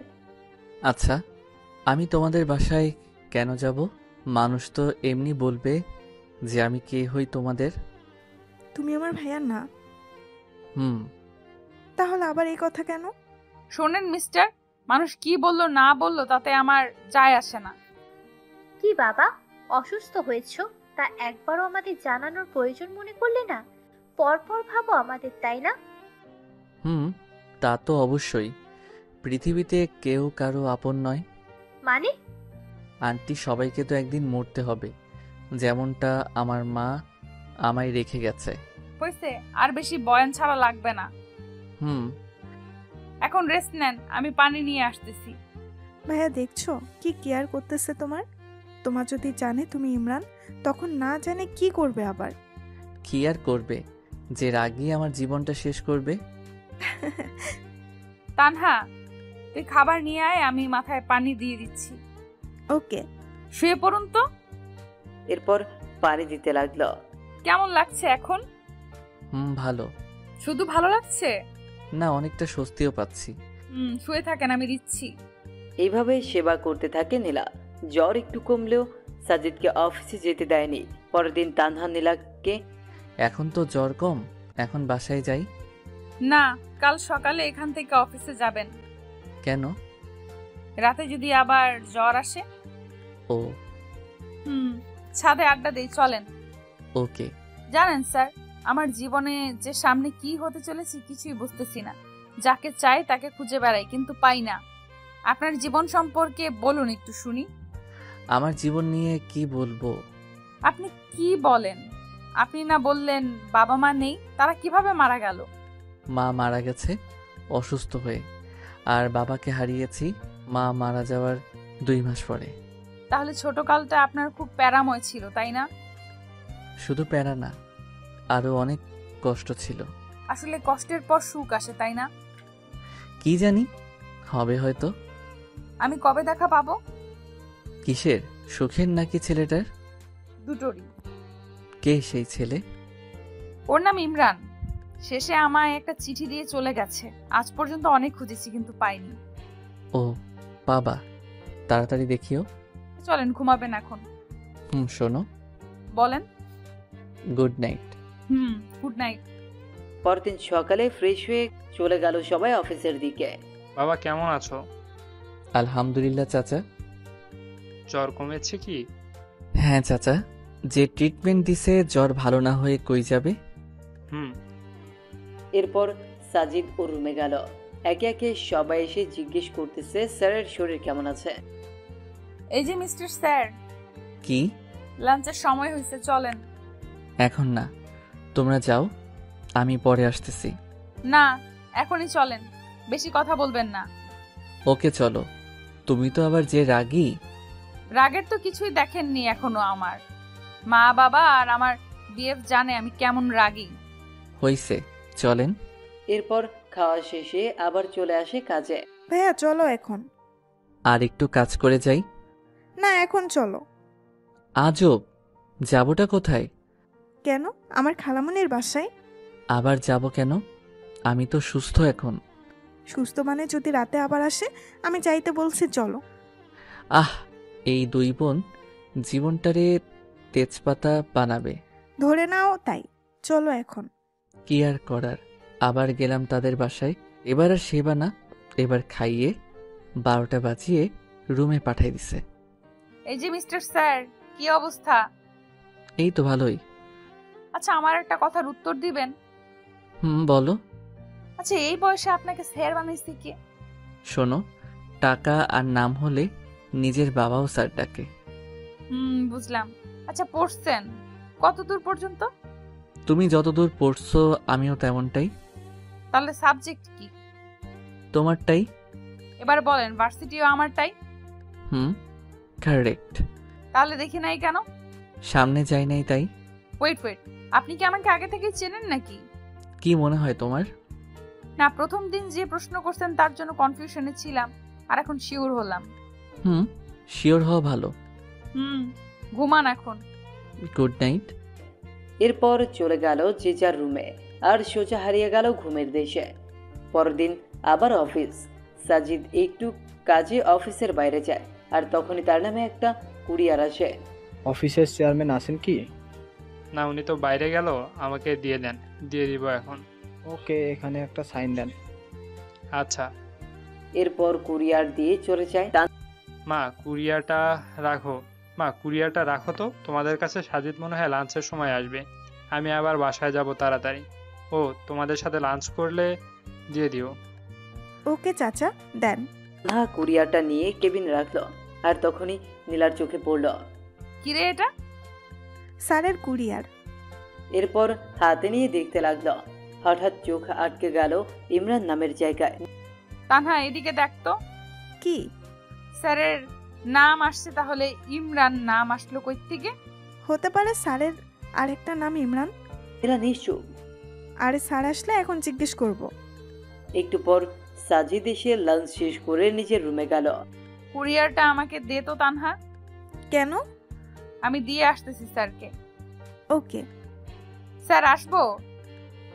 আসো। এই নেন আপনার কুরিয়ার। ও, এটা এসে গেছে, দাও। স্যার ওয়েট, এটা কি? আর আমাদের কেন বলেন আপনার নাম সাজিদ? ও, এটা বলতে ভুলে গেছি। আমার শুধু একটা কথার উত্তর দেবেন। কি কথা? শুধু সত্যি করে বলবেন আপনি আমার সেই ইমরান কিনা। পৃথিবীতে কি একটা ইমরান? স্যার, আমার প্রশ্নের উত্তর এটা না। যদি সত্যি বলি তখন কি হবে, আর মিথ্যা বললে তখন? সেটা পরে দেখতে পাবেন। বলেন এখন প্লিজ, হাত জোর করে রিকোয়েস্ট করতেছি, প্লিজ সত্যিটা বলবেন। আমি ইমরান। এটা বলতে দেরি আর গালে থাপ্পড় পড়তে দেরি না। এরকমটা না করলেও পারতেন। আপনি আর কখনো আমার সাথে কথা বলবেন না। আমি কালকেই চাকরিটা ছেড়ে দিব।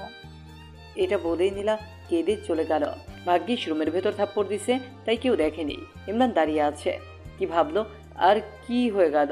ভাবলো নীলা কাছে টেনে নিবে, কিন্তু তা না, উল্টা আর দূরে গেল। আমার না বলাটাই ভালো ছিল। ভাইয়া কি হয়েছে? নীলা এভাবে গেল কেন? সব বলে দিছি, বাকিটা তুমি বলিও। ওর রাগ বেশি, তা তো জানোই। আস্তে আস্তে সব ঠিক হবে। আল্লাহ, কি যে ঠিক হবে তুমি ভালো জানো। যে মেয়েটা। নীলা বাসায় এসে দরজা লাগিয়ে শুরু করে দিল কান্না। এটা কষ্টের কান্না নাকি খুশির কান্না তা সে নিজেও জানে না। হতে পারে কষ্টের, আবার হতে পারে খুশির। এতদিন ধরে যাকে খুঁজে আসতেছে তাকে পেয়েছে আজ, খুশি তো হবেই। আর ইমরান এতদিন আশেপাশে থেকেও কোনোদিন পরিচয় দেওয়ার প্রয়োজন মনে করেনি। এটা ভেবে হয়তো কষ্ট পেতে পারে। মানুষের জীবন যে কখন কি হয় বলা কঠিন। নীলা, এই নীলা, কি হয়েছে? আজ এত তাড়াতাড়ি আসলি যে? কি রে মা, দরজা খুলতো, শুনি কি হয়েছে। আমাকে বলবি না তুই? তুই বলতি না আমি তোর বেস্ট ফ্রেন্ড, আর আজ আমাকে বলবি না? নীলা আর থাকতে না পেরে দরজা খুলে আবার কান্না শুরু করে দেয়, তবে এবার তার মাকে জড়িয়ে ধরে। আরে পাগলি মেয়ে, এরকম করে কেউ কাঁদে নাকি? কি হয়েছে সেটা তো বলবি। ইমরানকে পেয়েছি মা। কি? কোথায় সে? থাপ্পড় মেরে চলে এসেছি। ও মা, কেন? আমার সামনেই ছিল এত বছর, কিন্তু পরিচয় দেয়নি কখনো, তাই। দেখো দেখি মেয়ের কাণ্ড। তা কে সে যে তোর সামনে থেকেও পরিচয় লুকিয়েছে? আমার অফিসের বস কুত্তাটা আছে না, ওটাই হয়। ও মা গো, এতদিন সাজিদ নামে ছিল? আরে মা, ওইটা আমার ভার্সিটিতে আমার সাবজেক্টেই ছিল, আমাকে চিনতো ভালো করে। আচ্ছা, তুই তাকে চিনলি না কেন? ও কি আর আগের ইমরান আছে মা? আগে চশমা পরতো, ঢিলে পোশাক পরতো, পায়ে জুতা কম দামি ছিল, চুলগুলো একদিকে রাখতো, তেল দিত চুলে। কিন্তু এখন সব তো চেঞ্জ, এমন ড্রেস পরে যা কল্পনার বাইরে। চশমাটাও নেই, জুতো তো কম দামি নেই, মুখের গঠনটাও চেঞ্জ করে ফেলছে গরুটা। বুঝলাম। তা এই জ্বরের মাঝে ছেলেটাকে থাপ্পড় মারা কি ঠিক হয়েছে? যদি জ্বর আসে আবার? আসলে আসবে। আমার একটা প্ল্যান আছে। কি প্ল্যান? ও তোকে কষ্ট দিয়েছে না, ওকে শাস্তি দেওয়া দরকার। কিভাবে? ওকে ইগনোর করে চলবি সব সময়, আর ওর রিয়াকশন দেখবি। তবে মা একটা জিনিস বুঝলাম না, ছেলেটা এতটা চেঞ্জই হলো কি করে? আর যার কিছু ছিল না সে আজ কিনা সফটওয়্যার কোম্পানির মালিক। শোন, মানুষের মনে যদি ইচ্ছে থাকে আর যদি সে কঠোর পরিশ্রম করে তাহলে সব সম্ভব। হয়েছে, অনেক কেঁদেছিস, এখনই খাবি। এখন মজা করার সময়, কষ্ট পাওয়ার সময় না। এতদিন তো কষ্ট পেলি, এখন না হয় একটু মজা নে। তবে মা আমি বুঝি না খ্যাটটা এরকম হলো কিভাবে? ওই যে ইচ্ছে শক্তি। এখন খাবি, চল তো। এরপর নীলা খেয়ে টিভি রুমে গিয়ে টিভি দেখতে থাকে। টিভি দেখা শেষ হলে আবার ঘুরে নিয়ে ছাদে চলে যায়। আসলে বিকেল বেলাটা ঘুরে উড়াতে বেশ ভালোই লাগে নীলা। মামনি, নীলা কই? এতক্ষণে তানহাও এসে গেছে। উপরে আছে, দেখ গিয়ে। শোন শোন, খেয়ে যা আগে। দাঁড়াও, আসতেছি। কি রে নীলা, ওরকম করে আসলি কেন? কেন, কি হয়েছে? ভাইয়া কি ভাবছে বলতো? যা ভাবার ভাবুক, তাতে আমার কি? তোর কি মানে? যাকে খুঁজতেছিস সে আজ সামনে, তো বলতেছিস তাতে আমার কি? শোন, ওই কুত্তার কথা ভুলেও বলবি না। উনি শুধু আমার বস, অন্য কিছু না। বুঝলাম। খাবো, চল। ওকে এরপর নিয়ে এসে খেয়ে আবারও মনোযোগ দেয় ঘুরে উড়ানো। আচ্ছা নীলা, তুই ইমরানকে পেয়েও থাপ্পড় দিয়ে চলে এসেছিস, এখানে আবার মনের সুখে ঘুরে উড়াচ্ছিস। তোর কি খারাপ লাগছে না একটু? না তো, তুই দেখে বুঝতেছিস না? গুড। ঘুরে উড়িয়ে সন্ধ্যায় রুমে আসে। একটু পর ফোন আসে। হ্যালো, আসসালামু আলাইকুম। ওয়ালাইকুম আসসালাম। কে আপনি? কণ্ঠ শুনেও বোঝো না নাকি না বোঝার ভান করতেছো? ধরে নেন একটা। আমার দোষটা তো বলবা। কোনো দোষ নাই আপনার। আপনি তো আর আমার সেই খ্যাত ইমরান না। ফোন রাখেন, কাজ আছে, বাই। ধ্যাত, দিল ফোনটা কেটে। পরদিন অফিস গেলে নীলাকে ডেকে পাঠায় ইমরান। স্যার আসবো? আসো। এরপর নীলা আসতেই সোজা গিয়ে ওর হাতটা ধরে ক্ষমা চায়, কিন্তু নীলা এত সহজে ছাড় দেওয়ার মতো মানুষ না। দেখুন স্যার, বস বসের মতো থাকুন। বেশি কিছু করলে আমি কিন্তু ভুলে যাব যে আপনি আমার বস। কি বেশি করলাম আমি? হাত ছাড়বেন কি না? না। আজকের চরটা একটু বেশি লাগছে, স্পষ্ট 4টা আঙ্গুলের দাগ বোঝা যাচ্ছে। চর খেয়ে ইমরান হাত ছেড়ে দিয়ে চোখ মুছল। নীলা আর সেখানে না থেকে চলে গেল নিজের কাজে। ইমরান আর লাঞ্চের সময় বাইরে যায়নি। বাইরে যাচ্ছে না দেখে তানহা আসে ডাকার জন্য। ভাইয়া খাবা, আসো। তুমি যাও, আমার ক্ষুধা নেই। টেবিলে হেলান দিয়ে। আরে আসো না। তুমি যাবে এখান থেকে? দেখলি ছেলেটা খেতেও আসলো না। তো আমি কি করব? যার ইচ্ছা হবে খাবে, না হলে খাবে না। আমার না মাঝে মাঝে অবাক লাগে, এই জন্যই বুঝি এত খুঁজেছিস। এই তো বুঝছিস। এরপর অফিস শেষ হলে সবাই বাসায় চলে যায়, কিন্তু ইমরান এখনো অফিসে। বাবা বাসায় যাবা না? হ্যাঁ চাচা, শরীরটা ভালো ঠেকছে না, একটা রিক্সা ডেকে দেন তো। আচ্ছা। এরপর রিক্সা আসলে ইমরান সোজা ডাক্তারের কাছে গিয়ে জ্বরের ঔষধ নেয়। কেন জানি ওর মনে হচ্ছে জ্বর আসবে, আর তার ধারণাও ঠিক রাতে জ্বর আসে। হয়তো মায়ের জন্যই জ্বরের চোটে আজ অজ্ঞান হয়ে যায়। পরের দিন সবাইকে অফিসে দেখা গেলেও ইমরান নেই। সবাই পিয়নকে জিজ্ঞেস করতেছে বস কই, কিন্তু তিনি আর কি বলবেন, নিজেও তো জানেন না। তিনি সবাইকে বলল যে যাওয়ার সময় সাজিদ বলেছিল তার নাকি শরীরটা খারাপ। এর বেশি জানি না আমি। সকাল থেকে ফোন দিচ্ছি কিন্তু উঠাচ্ছে না ফোন। নীলা চল, ভাইয়ার বাসায় যাব। কাহিনী বাদ দিয়ে চুপচাপ কাজ কর। আমার কথা তোর কাছে কাহিনী মনে হয়? ভালোই তো বদলে গেলি তুই নীলা। পরশু পর্যন্ত ঠিকই খুঁজছিলি, আর এখন আসলেই তুই বুঝাতে চাচ্ছিসটা কি? হ্যাঁ কিছুই না।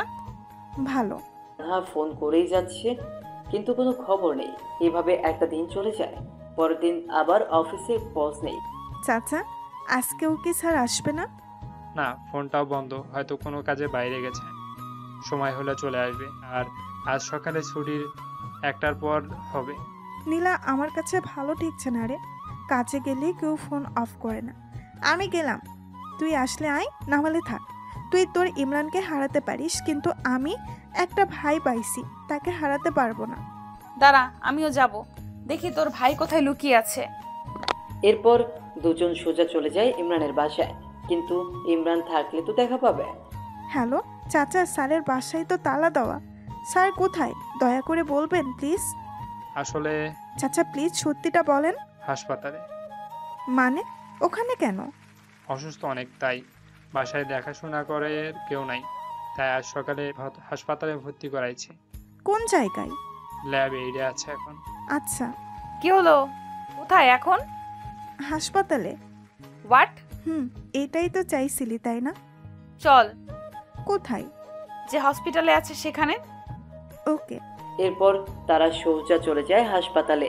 অফিসের লোকের কাছে কেবিন নাম্বার নিয়ে চলে যায় তার কাছে। দেখ কত ভালোভাবে শুয়ে আছে। শুয়ে আছে না, ঘুমের ওষুধ দিছি। এরপর তানহা মাথায় হাত দিল, আর নীলার হাতটাও নিয়ে গিয়ে দিল মাথায়। দেখলি কিরকম জ্বর? এসব তোর জন্যই হয়েছে। কি মাইকটাই না দিছিস আল্লাহ। আচ্ছা তোর রুমালটা দে, এর মাথাটা ঠান্ডা করি পট্টি দিয়ে। হঠাৎ মাথায় ঠান্ডা অনুভব হয়। কিছুক্ষণ পর ঘুম ভেঙে যায় ইমরানের, কিন্তু কেন জানি চোখ খুলতে পারছে না। পারবেই বা কি করে? নীলার এক হাত তো তার চোখে। হঠাৎ কারো কণ্ঠ শুনে জোরে উঠে পড়ে ইমরান।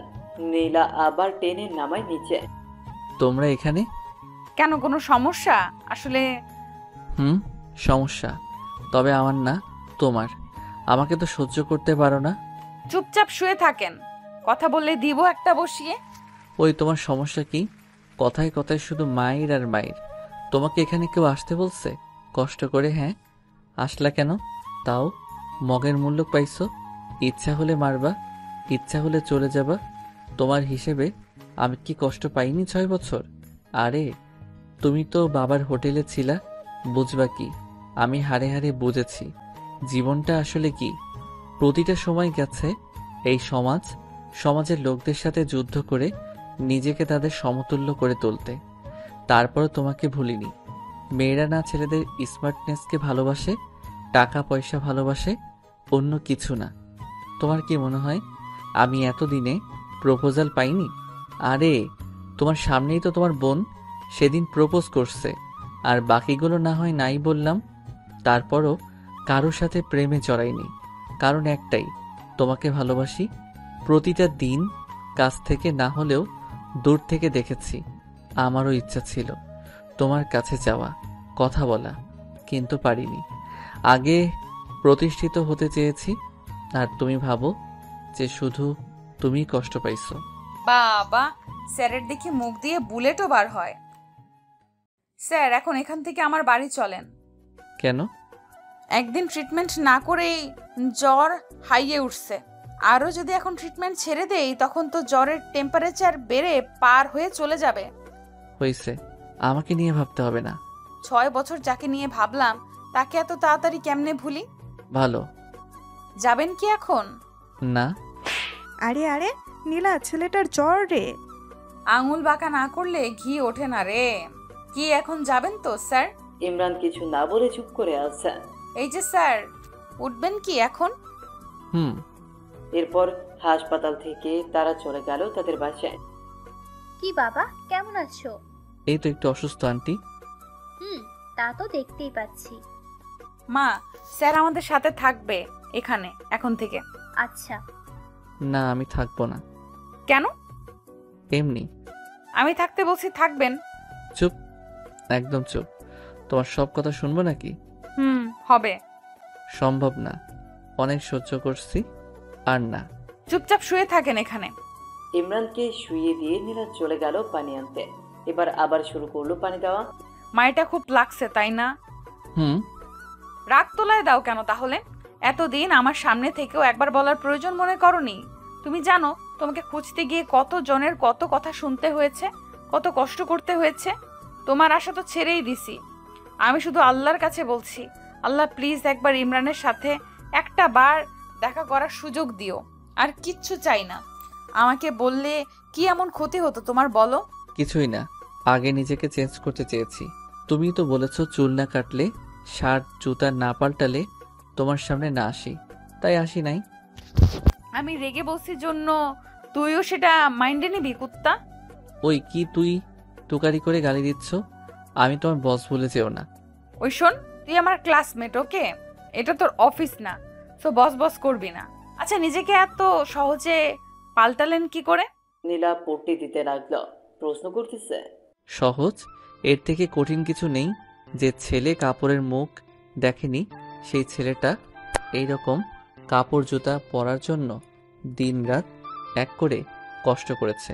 দিনে প্রাইভেট আর রাতে পার্ট টাইম জব। জানো, ভার্সিটি লাইফে শুধু ভাবতাম কোন দিন শুক্রবার আসবে আর কোন দিন আমি শান্তি মতো একটু ঘুমাবো, কারণ শুক্রবার ছাড়া অন্য কোনো দিন ঘুমানোর সময় পাইতাম না। তো পাল্টাতে কে বলেছে? আর কে বলছে এত কষ্ট করতে? কেউ বলেনি, শুধু খ্যাতনামটা নিজেকে খুব কষ্ট দিত। সামান্য কলেজে যতবার শুনেছি, না জানি এরকম থাকলে ভার্সিটিতে কতবার শুনতে হবে। এটা ভাবতেই শরীরটা শিউরে ওঠে। তাই চিন্তা করেছি, যদি চান্স পাই নিজেকে বদলাতে পারলে যাবই না ভার্সিটিতে। সব বুঝলাম। আর এই কোম্পানিটা, এটা কিভাবে সম্ভব? এটা এক বড় ভাইয়ের সহযোগিতাই করেছি। ও, এখন ঘুমান, আমি মাথায় তেল দিয়ে দিই।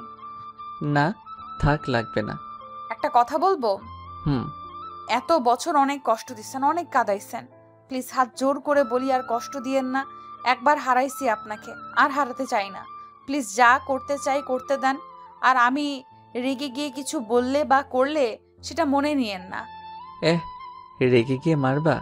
আমি সহ্য করব নাকি? পরে আপনিও মারবেন, তাহলেই তো হয়। এখন যা করতে চাচ্ছি করতে দেন। ওকে। মানুষের জ্বর হলে মাথায় পট্টি দেওয়া, তেল দেওয়া মতো কেউ থাকলে আর কিছু লাগেই না। আর যাদের কেউ নেই তাদের অবস্থা আমার মতো। পুকুর পাড়ে বসে থাকা, মাঝে মাঝে বমি করার মতো অবস্থা হয়।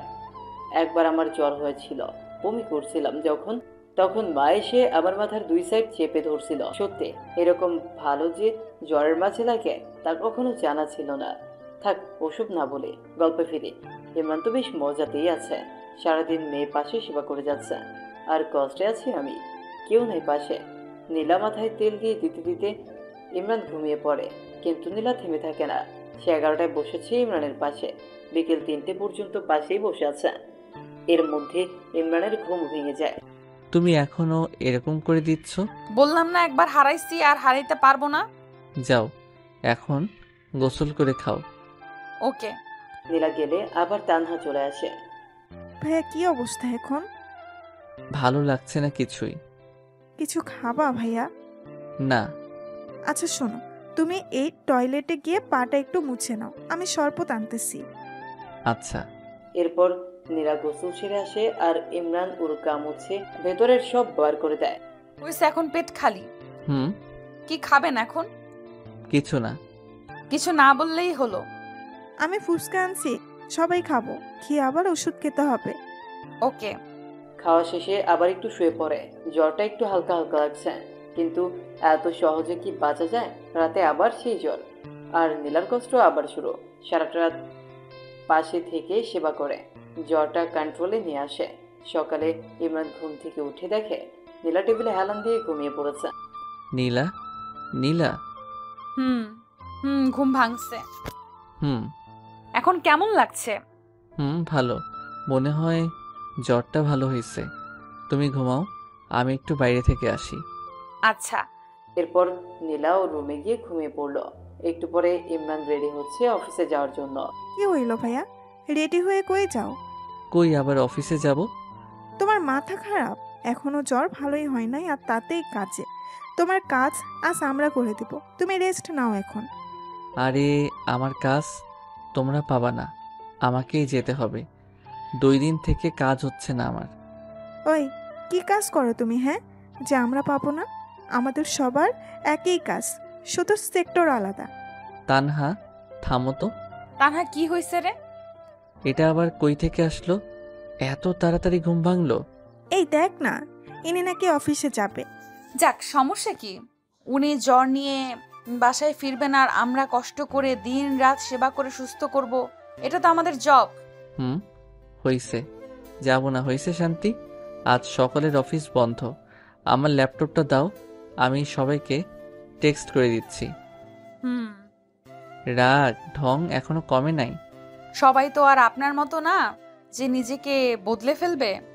কথাও দেখি বেশি বলে এখন তানহা। সব বদলাইলেও ঝগড়া করার অভ্যাসটা বদলায়নি। কেন জিজ্ঞেস করতো তানহা? দুজনে তানহাকে বলে ঝগড়া করতেছে। তানহা মাঝে দাঁড়িয়ে থেকে ঝগড়া অনুভব করছে। এমনি এমনি মানুষ বদলায় না, পরিস্থিতি নিজেকে বদলাইতে বাধ্য করে। পরিস্থিতি যদি নিজে তৈরি করে নেয়, তাহলে তো আর কারোর কিচ্ছু করার নেই। চুপ করো, সেদিন কি বলেছিলে ভুলিনি। তোমার জন্য অপমানও কম হইনি আমি।